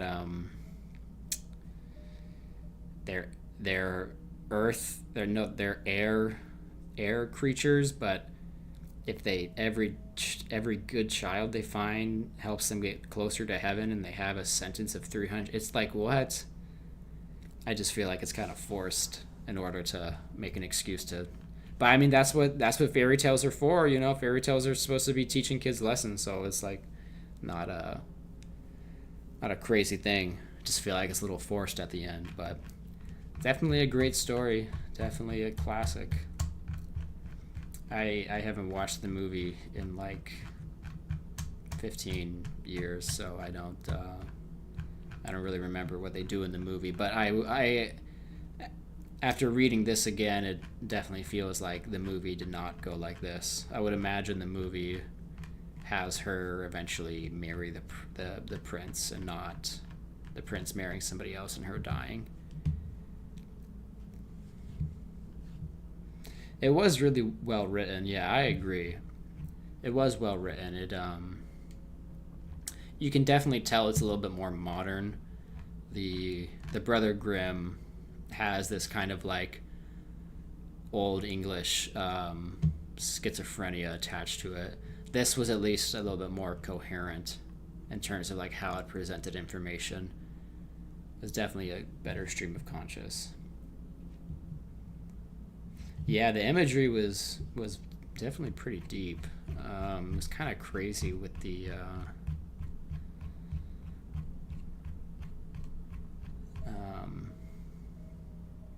all like just how they described her emotions with the prince. But the lesson,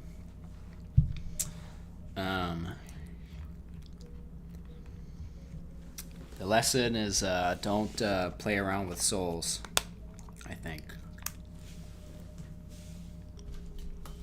Once you start gambling your soul and afterlife stuff, not good. Okay.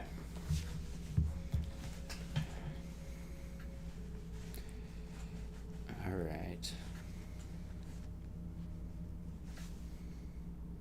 I hope everyone is back at home. Hope everyone is back at home safe. And is preferably in bed and very cozy. And listening so they can have a nice cozy night. Okay. I think it's time to read this Jew one. Whoops.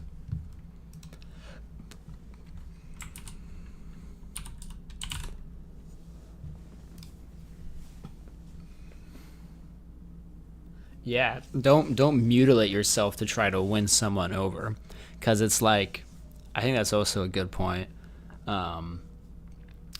He, like from the very start,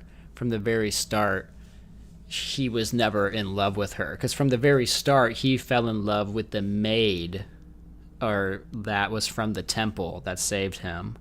Like that was who he fell in love with to begin with. So it was never. And then she just like mutilated herself to like try to make it work. And the love needs to like be there. You can't force a love by mutilating yourself, because it's only going to end badly.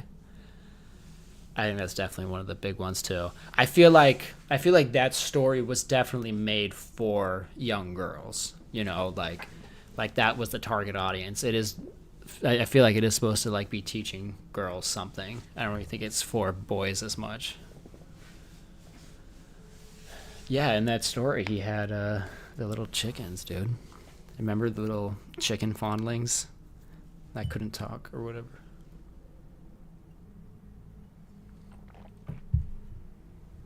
Okay. And never be someone's second love. Well, I don't think he really like loved her like he did, but not like, I don't think he really like loved her in the story though. Like I don't even think she was a second love. I think she was more like he just said that like, "Oh, you look like the girl I love. You look like the girl I love." But I don't think she was ever like one of his loves. He just reminded her of him. So I don't think she's a second love per se.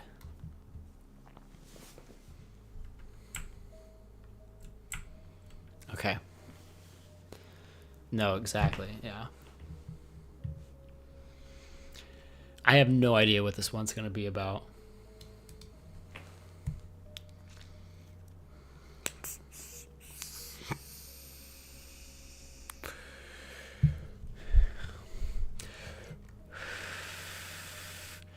Okay.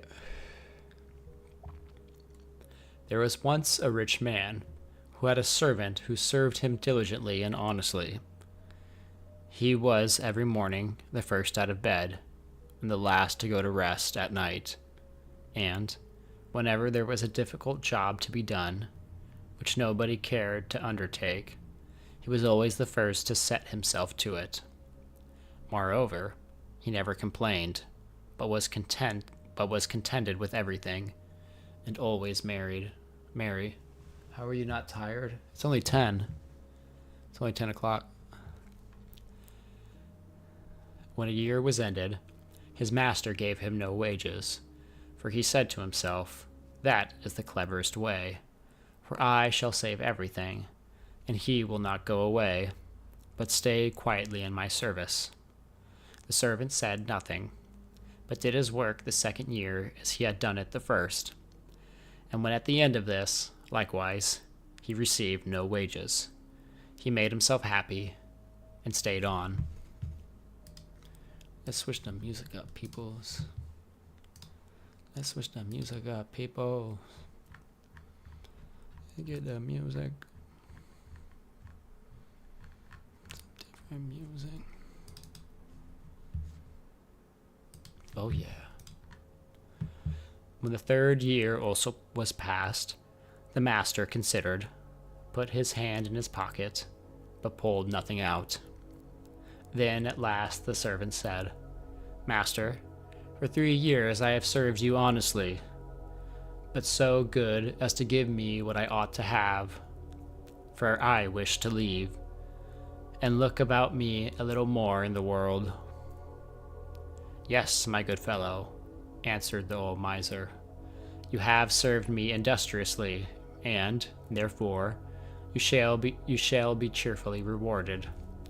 And when he put his hand into his pocket, but counted out nothing but 3 farthings, saying, There, you have a farthing for each year. That is large and liberal pay, such as you would have received from few masters. The honest servant, who understood little about money, put his fortune into his pocket, and thought, Ah, now that I have my purse full, why need I trouble and plague myself any longer with hard work? So on he went, up hill and down dale, and sang and jumped to his heart's content. Now it came to pass that as he was going by a thicket, a little man stepped out and called to him, Whither away, merry brother? I see you do not carry many cares. Why should I be sad? Answered the servant. I have enough. 3 years' wages are jingling in my pocket. How much is your treasure? The dwarf asked him. How much? 3 farthing sterlings all told. Look here, said the dwarf. I am a poor, needy man. Give me your 3 farthings. I can work no longer, but you are young and can easily earn your bread. And as the servant had a good heart and felt pity for the old man, he gave him the 3 farthings, saying, Take them in the name of heaven. I shall not be any the worse for it. Then the little man said, As I see you have a good heart, I grant you 3 wishes, 1 for each farthing. They shall all be fulfilled. I want a kiss. Oh, chat want a kiss. Big kiss. Mwah. Aha, said the servant. You are one of those who can work wonders. Well, then, if it is to be so, I wish, first, for a gun, which shall hit everything that I aim at. Secondly, for a fiddle, which when I play on it, shall compel all who hear it to dance.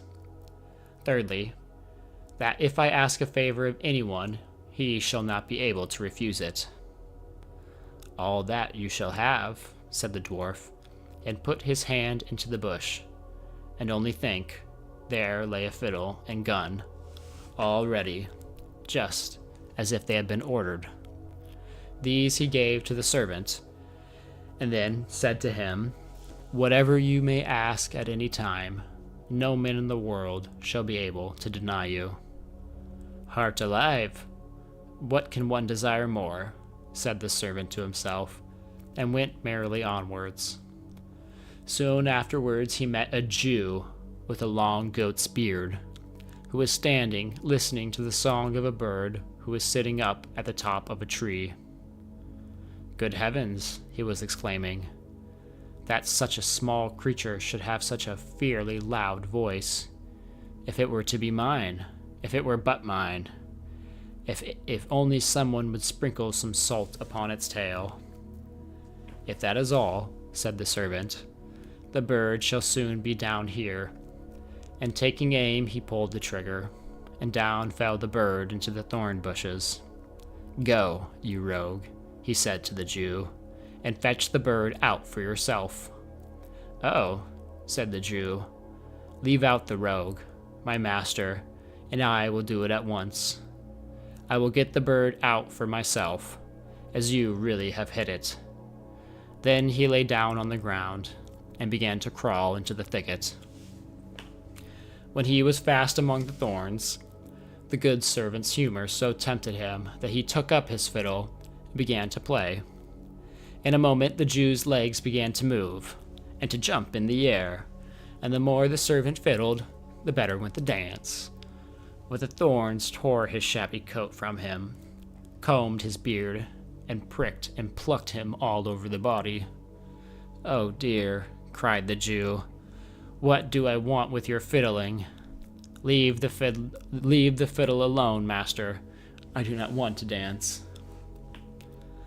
You said this is so much better than scrolling at night. Yeah, I hope so. I hope this can be a good replacement for people. Instead of scrolling at night, they can just request stories and have them read, or request whatever they want, you know.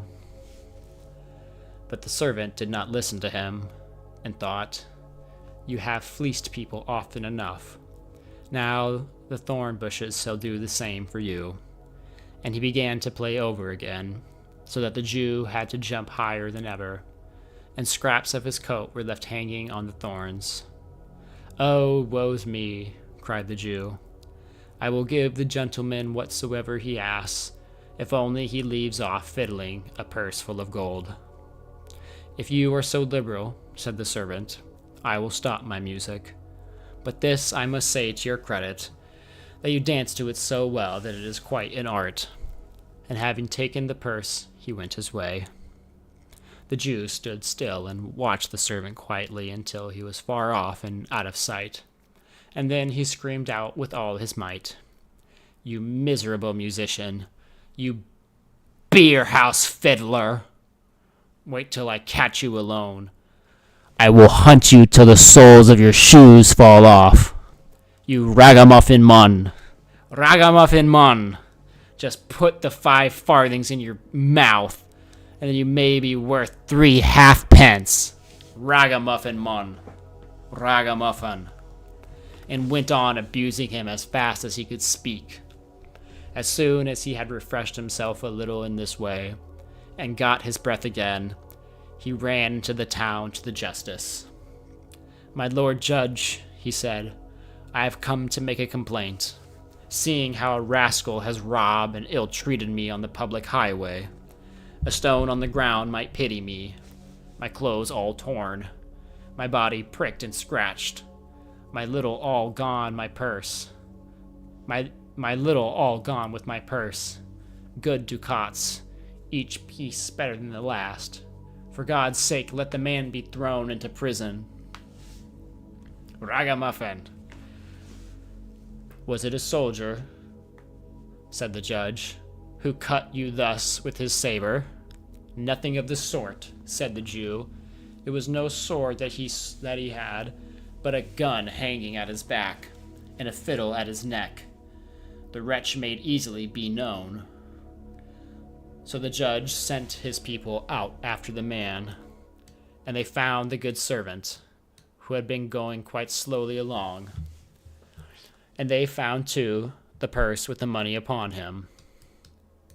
As soon as he was taken before the judge, he said, "I did not touch the Jew, nor take his money.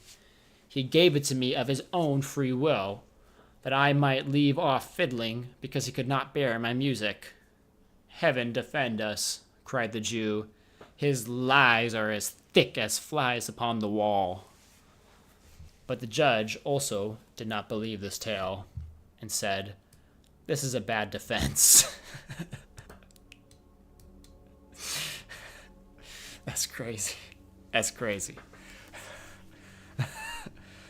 But the judge did not believe this tale, and said, "This is a bad defense. No Jew would do that." Because he had committed robbery on the public highway, he sentenced the good servant to be hanged. And he was being led away. The Jew again screamed after him, "You vagabond, you dog of a fiddler, now you are going to receive your well-earned reward." The servant walked quietly with the hangman up the ladder, but upon the last step he turned round and said to the judge, "Grant me just one request before I die." "Yes, if you do not ask for your life," said the judge. "I do not ask for my life," answered the servant. "But as a last favor, let me play once more upon my fiddle." The Jew raised a great cry of, "Murder! Murder! For goodness' sake, do not allow it! Do not allow it!" But the judge said, "Why should I not let him have this short pleasure? It has been granted to him, and he shall have it." However, he could not have refused on account of the gift which had been bestowed on the servant. So he's using his power there. Let me plug in my mouse. Hold on. There we go. Then the Jew cried, "Oh, woe's me. Tie me fast," while the good servant took his fiddle from his neck and made ready. As he gave the first scrape, they all began to quiver and shake. The judge, his clerk, and the hangman and his men, and the crowd fell out of the hand of the one who was going to tie the Jew fast. At the second scrape, all raised their legs, and the hangman let go of his hold of the good servant and made himself ready to dance. At the third scrape, they all leapt up and began to dance, the judge and the Jew being the best at jumping. Soon, all who had gathered in the marketplace out of curiosity were dancing with them, old and young, fat and lean, one with another. The dogs, likewise, which had run there, got up on their hind legs and capered about, and the longer he played, the higher sprang the dancers. And so they knocked against each other's heads and began to shriek terribly. At length, the judge cried, quiet of breath, "I will give you your life if you will only stop fiddling." The good servant thereupon had compassion, took his fiddle, and hung it round his neck again, and stepped down the ladder. Then he went up to the Jew, who was lying on the ground, panting for breath, and said, "You rascal, now confess, whence you got the money, or I will take my fiddle and begin to play again." I stole it, cried he, "but you have honestly earned it." So the judge had the Jew taken to the gallows and hanged as a thief. Wow, they hanged him. It's kind of crazy. Huh.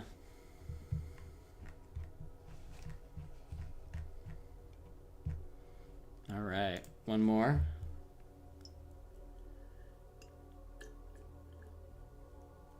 Maybe two more. Ragamuffin. Let me know if you see one you want. Type in the chat which one you want.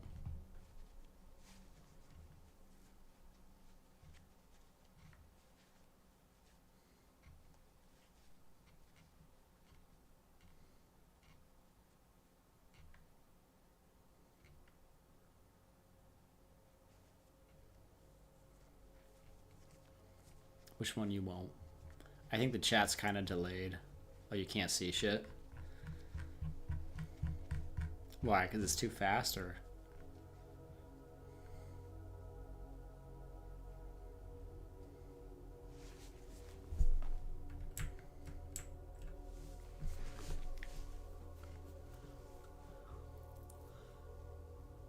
Strong hands or lean Lisa?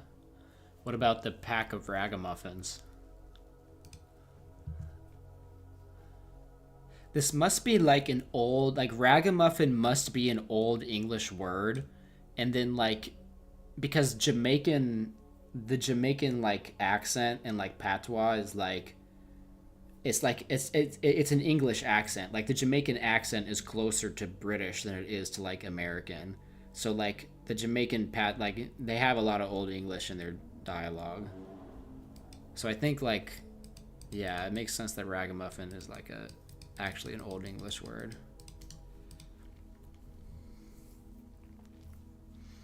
Okay, the pack of ragamuffins. And this is a little picture. The cock once said to the hen, "It is now the time when our nuts are ripe. So let us go to the hill together, and for once eat our fill before the squirrel takes them all away." "Yes," replied the hen. "Come, we will have some pleasure together." Then they went away to the hill, and on it was a bright day. They stayed till evening. Now, I do not know whether it was that they had eaten till they were too fat, or whether they had become too proud, but they would not go home on foot, and the cock had to build a little carriage of nutshells. When it was ready, the little hen seated herself in it, and said to the cock, "Thou canst just harness thyself to it." "I like that," said the cock. "I would rather go home on foot than let myself be harnessed to it. No, that is not our bargain. I do not mind being coachman and sitting on the box, but drag it myself I will not." As they were thus disputing, a duck quacked to them. "You thieving folks, what bade you go to my nut hill? Well, you shall suffer for it," and ran with open beak at the cock.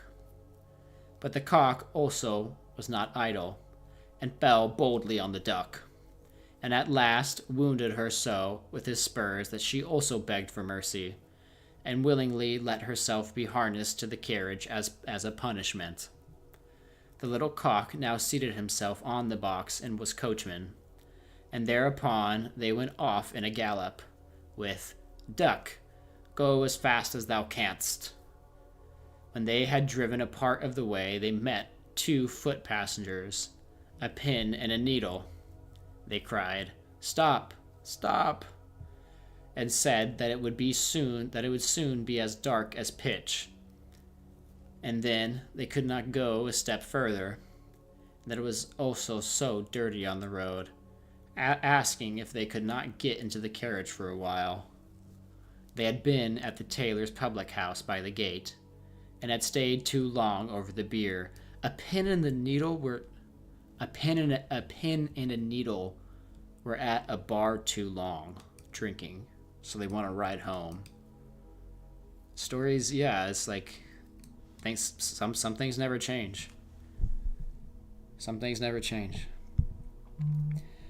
As they were thin people who did not take up much room, the cock let them both get in, but they had to promise him and his little hen did not step on their feet. Late in the evening they came to an inn, and as they did not like to go further by night, and as the duck also was not strong on her feet, and fell from one side to another, they went in. The host at first made many objections. His house was already full. Besides, he thought they could not be very distinguished persons. But at last, as they made pleasant speeches, and told him that he should have the egg which the little hen has laid on the way, and should likewise keep the duck, which laid one every day, he at length said that they might stay the night. And now they had themselves well served, and feasted and rioted. Early in the morning, when day was breaking, and everyone was asleep, the cock awoke the hen, brought the egg, pecked it open, and they ate it together. But they threw the shell on the hearth. Bro, what? That's crazy. Then they went to the needle, which was still asleep, took it by the head, and struck it into the cushion of the landlord's chair, and put the pin in his towel, and at last, without more ado, they flew away over the heath. The duck who liked to sleep in the open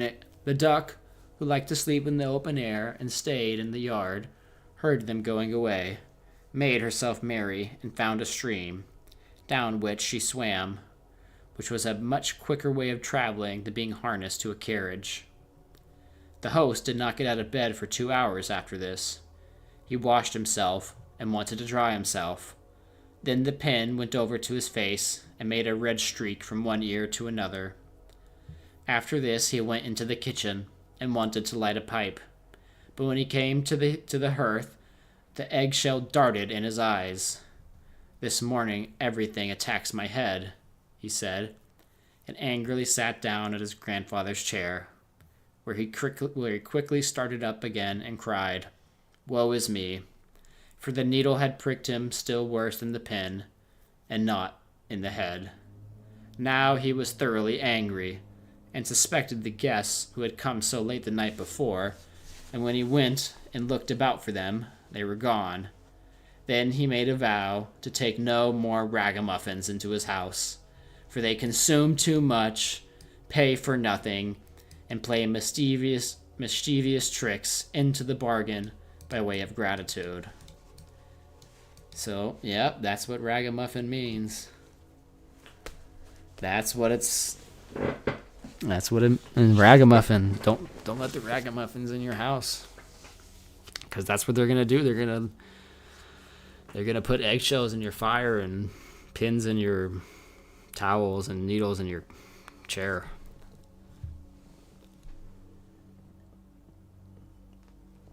Yep. Oh, that's a little picture. That's the duck carrying them. That's the pin and the needle. It's crazy.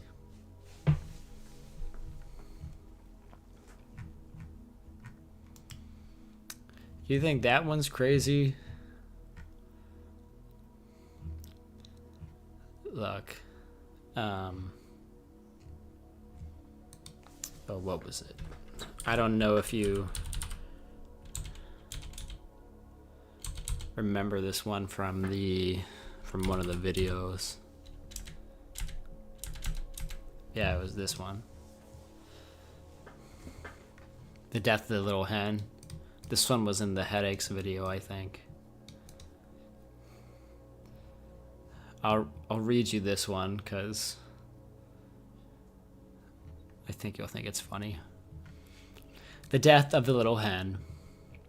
Once upon a time, the little hen went with the little cock to the nut hill, and they agreed together that whichsoever of them found a kernel of a nut should share it with the other. Then the hen found a large, large nut, but said nothing about it, intending to eat the kernel herself. The kernel, however, was so large that she could not swallow it, and it remained sticking in her throat, so that she was alarmed lest she should be choked. Then she cried, "Cock, I entreat thee to run as fast thou canst, and fetch me some water, or I shall choke." The little cock did run as fast as he could to the spring, and said, "Stream, thou art to give me some water. The little hen is dying on the nut hill, and she has swallowed a large nut, and is choking." The well answered, "First run to the bride, and get her to give thee some red silk." The little cock ran to the bride and said, "Bride, you are to give me some red silk." "I want to give red silk to the well. The well is to give me some water. I am to take the water to the little hen who is lying on the nut hill, and has swallowed the great nut kernel, and is choking on it." The bride answered, "First, run and bring me my little wreath, which is hanging to a willow." So the little cock ran to the willow, and drew the wreath from the branch, and took it to the bride, and the bride gave him some water for it. Then the little cock took the water to the hen, but when he got there, the hen had choked in the meantime, and lay there dead and motionless. Then the cock was so distressed that he cried aloud, and every animal came to lament the little hen, and 6 mice built a little carriage to carry her to the grave. And when the carriage was ready, they harnessed themselves to it, and the cock drove. On the way, however, they met the fox, who said, "Where art thou going, little cock?" "I am going to bury my little hen." "May I drive with thee?" "Yes, but seat thyself at the back of the carriage, for in front my little horses could not drag thee." Then the fox seated himself at the back.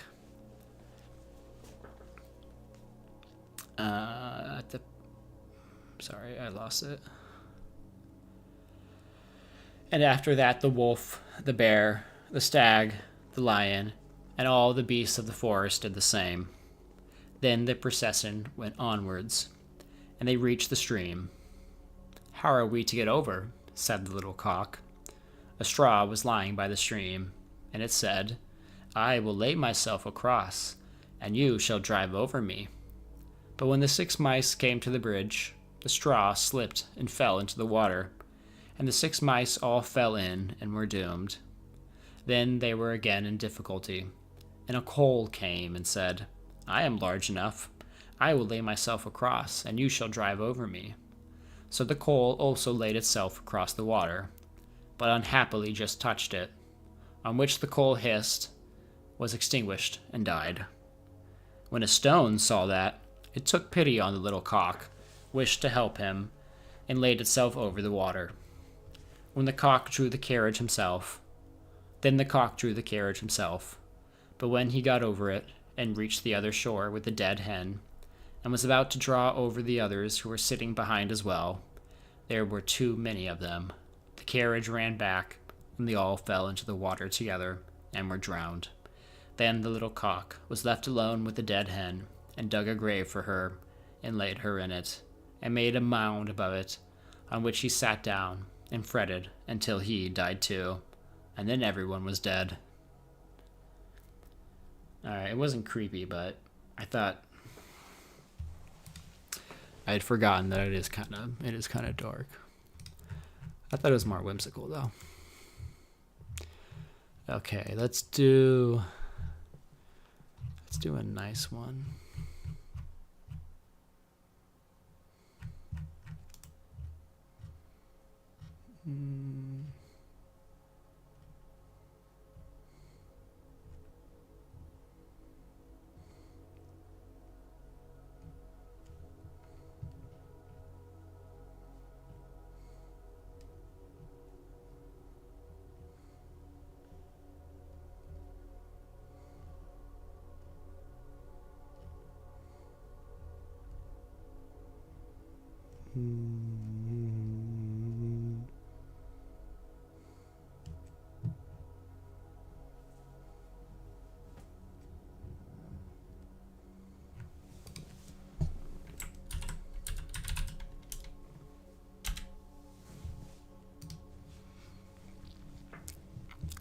Clever Hans.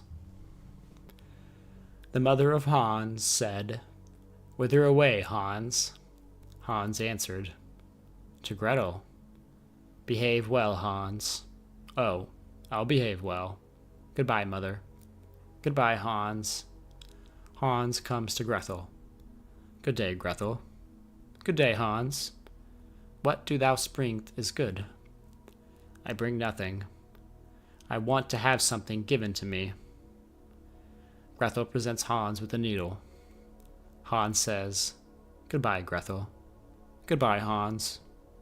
Hans takes the needle, sticks it into a hay cart, and follows the cart home. Good evening, mother. Good evening, Hans.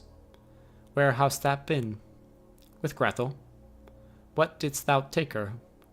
Took nothing. Had something given to me. What did Gretel give thee? Gave me a needle. Where is the needle, Hans? Stuck it in the hay cart. That was ill done, Hans. Thou shouldn't have stuck the needle in thy sleeve. Never mind. I'll do better next time. Whither away, Hans? To Gretel, mother. Behave well, Hans. Oh, I'll behave well. Goodbye, mother. Goodbye, Hans. Hans came to Gretel. Good day, Gretel. Good day, Hans. What dost bring me that is good? I bring nothing. I want to have something given to me. Gretel presents Hans with a knife. Goodbye, Gretel. Goodbye, Hans. Hans takes the knife, sticks it in his sleeve, and goes home. Good evening, mother. Good evening, Hans. Where hadst thou been? With Gretel. What didst thou take her? Took her nothing. She gave me something. What did Gretel give thee? Gave me a knife. Where is the knife, Hans? Stuck in my sleeve. That's ill done, Hans. Thou shouldst put the knife in thy pocket. Never mind. We'll do better next time. Whither away, Hans? To Gretel, mother. Behave well, Hans. Oh, I'll behave well. Goodbye, mother. Goodbye, Hans. Hans comes to Gretel. Good day, Gretel. Good day, Hans. What good thing dost thou bring me? I bring nothing. I want something given to me. Gretel presents Hans with a young goat. Goodbye, Gretel. Goodbye, Hans. Hans takes the goat, ties its legs, and puts it in his pocket. When he gets home, it is suffocated. Good evening, mother. Good evening, Hans. Where hadst thou been? With Gretel. What didst thou take her? Took nothing. She gave me something. What did Gretel give thee? She gave me a goat. Where is the goat, Hans? Put it in my pocket. That was ill done, Hans. Thou shouldst put a rope round the goat's neck. Never mind. We'll do better next time. Whither away, Hans? To Gretel, mother. Behave well, Hans. Oh, I'll behave well. Goodbye, mother. Goodbye, Hans. Hans comes to Gretel. Good day, Gretel. Good day, Hans. What good thing doth bring? I bring nothing. I want something given to me. Gretel presents Hans with a piece of bacon. Goodbye, Gretel. Goodbye, Hans. Hans takes the bacon, ties it to a rope, and drags it behind him. The dogs come and devour the bacon. When he gets home, he has the rope in his hand, and there's no longer anything hanging to it. Good evening, mother. Good evening, Hans. Where hadst thou been? With Gretel. What didst thou take her? I took nothing. She gave me something. What did Gretel give thee? Gave me a bit of bacon. Where is the bacon, Hans? I tied it to a rope, brought it home. Dogs took it. That was ill done, Hans. Thou shouldst carry the bacon on thy head. Never mind. We'll do better next time. Whither away, Hans? To Gretel, mother. Behave well, Hans. I'll behave well. Goodbye, mother. Goodbye, Hans. Hans comes to Gretel. Good day, Gretel. Good day, Hans. What good thing doth bring? I bring nothing, but would have something given. Gretel presents Hans with a calf. Goodbye, Gretel. Goodbye, Hans. Hans takes the calf, puts it on his head, and the calf kicks his face. Good evening, mother. Good evening, Hans. Where hadst thou been? With Gretel. What didst thou take her? I took nothing, but had something given me. What did Gretel give thee? A calf. Where hadst thou calf, Hans? I set it on my head, and it kicked me in the face. That was ill done, Hans. Thou shouldst led the calf, and put it in the stall. Never mind. We'll do better next time. Whither away, Hans? To Gretel, mother. Behave well, Hans. I'll behave well. Goodbye, mother. Goodbye, Hans. Hans comes to Gretel. Good day, Gretel. Good day, Hans. What good thing dost thou bring? I bring nothing, but would have something given, Gretel says to Hans. I will go with thee. Hans takes Gretel, ties her to a rope, leads her to the rack, and binds her fast. Then Hans goes to his mother. Good evening, mother. Good evening, Hans. Where hadst thou been? With Gretel. What didst thou take her? I took her nothing.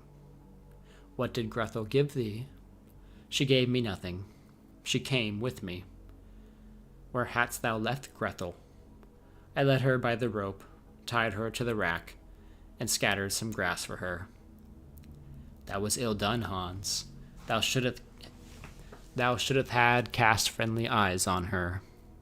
Never mind, we'll do better.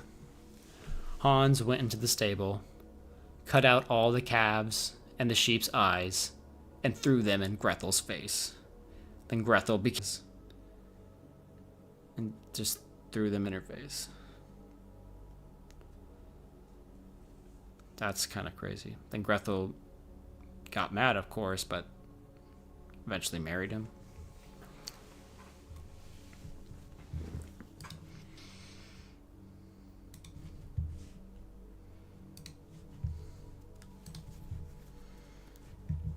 Yeah, we may never know.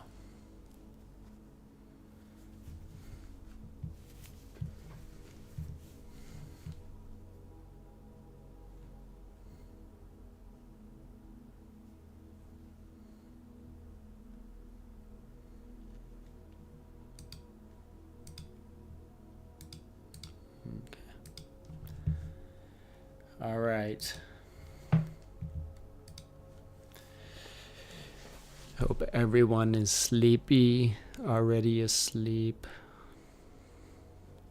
Send some hearts in the chat if you're not asleep and need me to keep reading.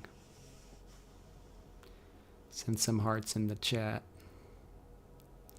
if you are still awake.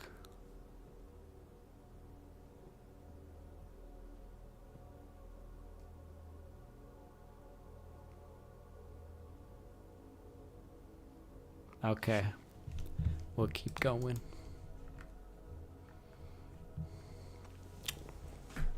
Last one, because then I'm going to go to bed. Let's read the other one. Clever Grethel. I think this, maybe it's a different Grethel, maybe it's the same Grethel. I guess we'll see. Clever Grethel.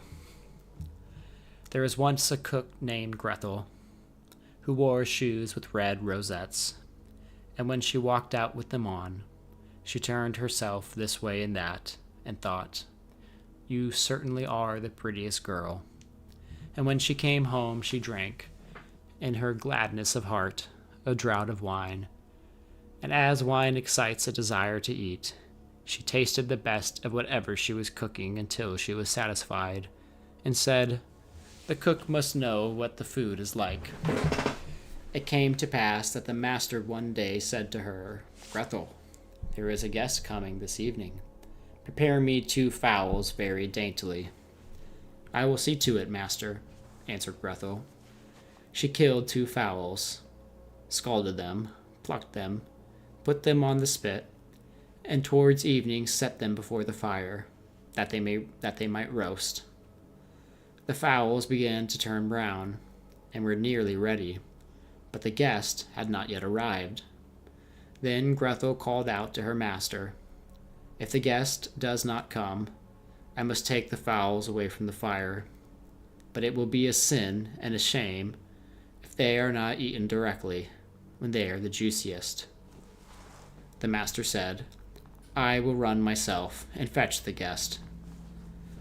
When the master had turned his back, Grethel laid the spit with the fowls on one side, and thought, "Standing so long by the fire there makes one hot and thirsty.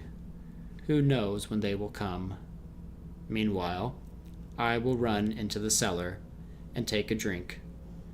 She ran down, set a jug, said, "God bless it to thy use, Grethel, and take a good drink," and took yet another hearty draught. Then she went and put the fowls down again to the fire, basted them, and drove the spit merrily around. But as the roast meat smelt so good, Grethel thought, something might be wrong. It ought to be tasted. She touched it with her finger and said, "Ah, how good fowls are! It is certainly a sin and a shame that they are not eaten directly." She ran to the window to see if the master was not coming with his guests, but she saw no one, and went back to the fowls and thought, "One of the wings is burning. I had better take it off and eat it." So she cut it off, ate it, and enjoyed it. And when she had done, she thought, "The other must go down too, or else master will observe that something is missing." When the 2 wings were eaten, she went and looked for her master, and did not see him. It suddenly occurred to her, "Who knows? They are perhaps not coming at all, and have turned in somewhere. Then she said, "Allo, Grethel, enjoy yourself. One fowl has been cut into. Take another drink, and eat it up entirely. When it is eaten, you will have some peace. Why should God's gift be spoilt?" So she ran into the cellar again, took an enormous drink, and ate up one of the chicken in great glee. When one of the chickens was swallowed down, and still her master did not come, Grethel looked at the other and said, "Where one is, the other should be likewise. The two go together. That's right, for the one is right for the other. I think if I were to take another draught, it would do me no harm." So she took another hearty drink, and let the second chicken rejoin the first. While she was just in the best of her eating, her master came and cried, "Hurry up. Haste thee, Grethel. The guest is coming directly after me." "Yes, sir. I will soon serve up," answered Grethel. Meantime the master looked to see that the table was properly laid, and took the great knife, wherewith he was going to carve the chickens, and sharpened it on the steps. Presently the guest came, and knocked politely and courteously at the house door. Grethel ran, and looked to see who was there, and when she saw the guest, she put her fingers to her lips and said, "Hush, hush, get away as quickly as you can. If my master catches you, it will be the worse for you. He certainly did ask you to supper, but his intention is to cut off your 2 ears. Just listen how he was sharpening the knife for it." The guest heard the sharpening, and hurried down the steps again as fast as he could. Grethel was not idle. She ran screaming to her master, and cried, "You have invited a fine guest." Why, Grethel? What do you mean by that?" "Yes," she said. "He has taken the chickens which I was going to serve up, off the dish, and has run away with them." "That's a nice trick," said the master, and lamented the fine chickens. If he had but left me one, so that something remained for me to eat." He called him to stop, but the guest pretended not to hear. Then he ran after him with the knife still in his hand, crying, "Just one, just one," meaning that the guest should leave him just one chicken, and not take both. The guest, however, thought no otherwise that he was to give up one of his ears, and ran as if fire were burning under him, in order to take them both home with him. That's funny. That's funny.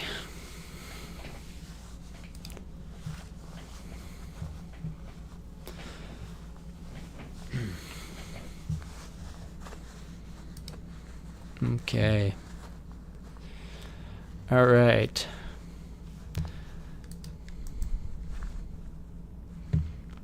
I think that is good for tonight. Nice sleepy time. Oh, you're welcome. Let's finish it off with some.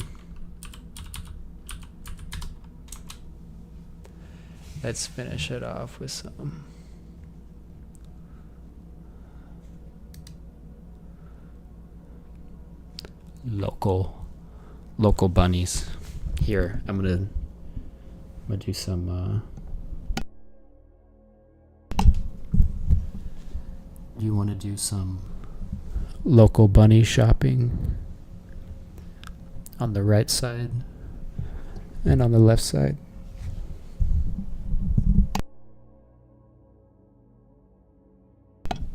Just kidding.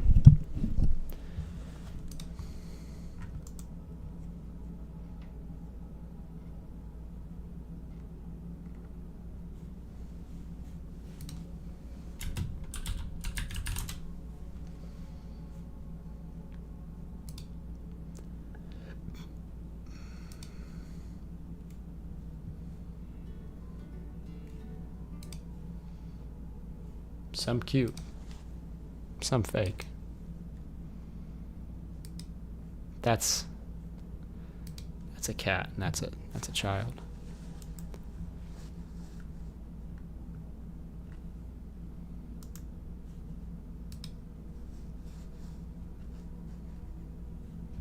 Wow. Look at the bunny. Hom Sing Yong bunny.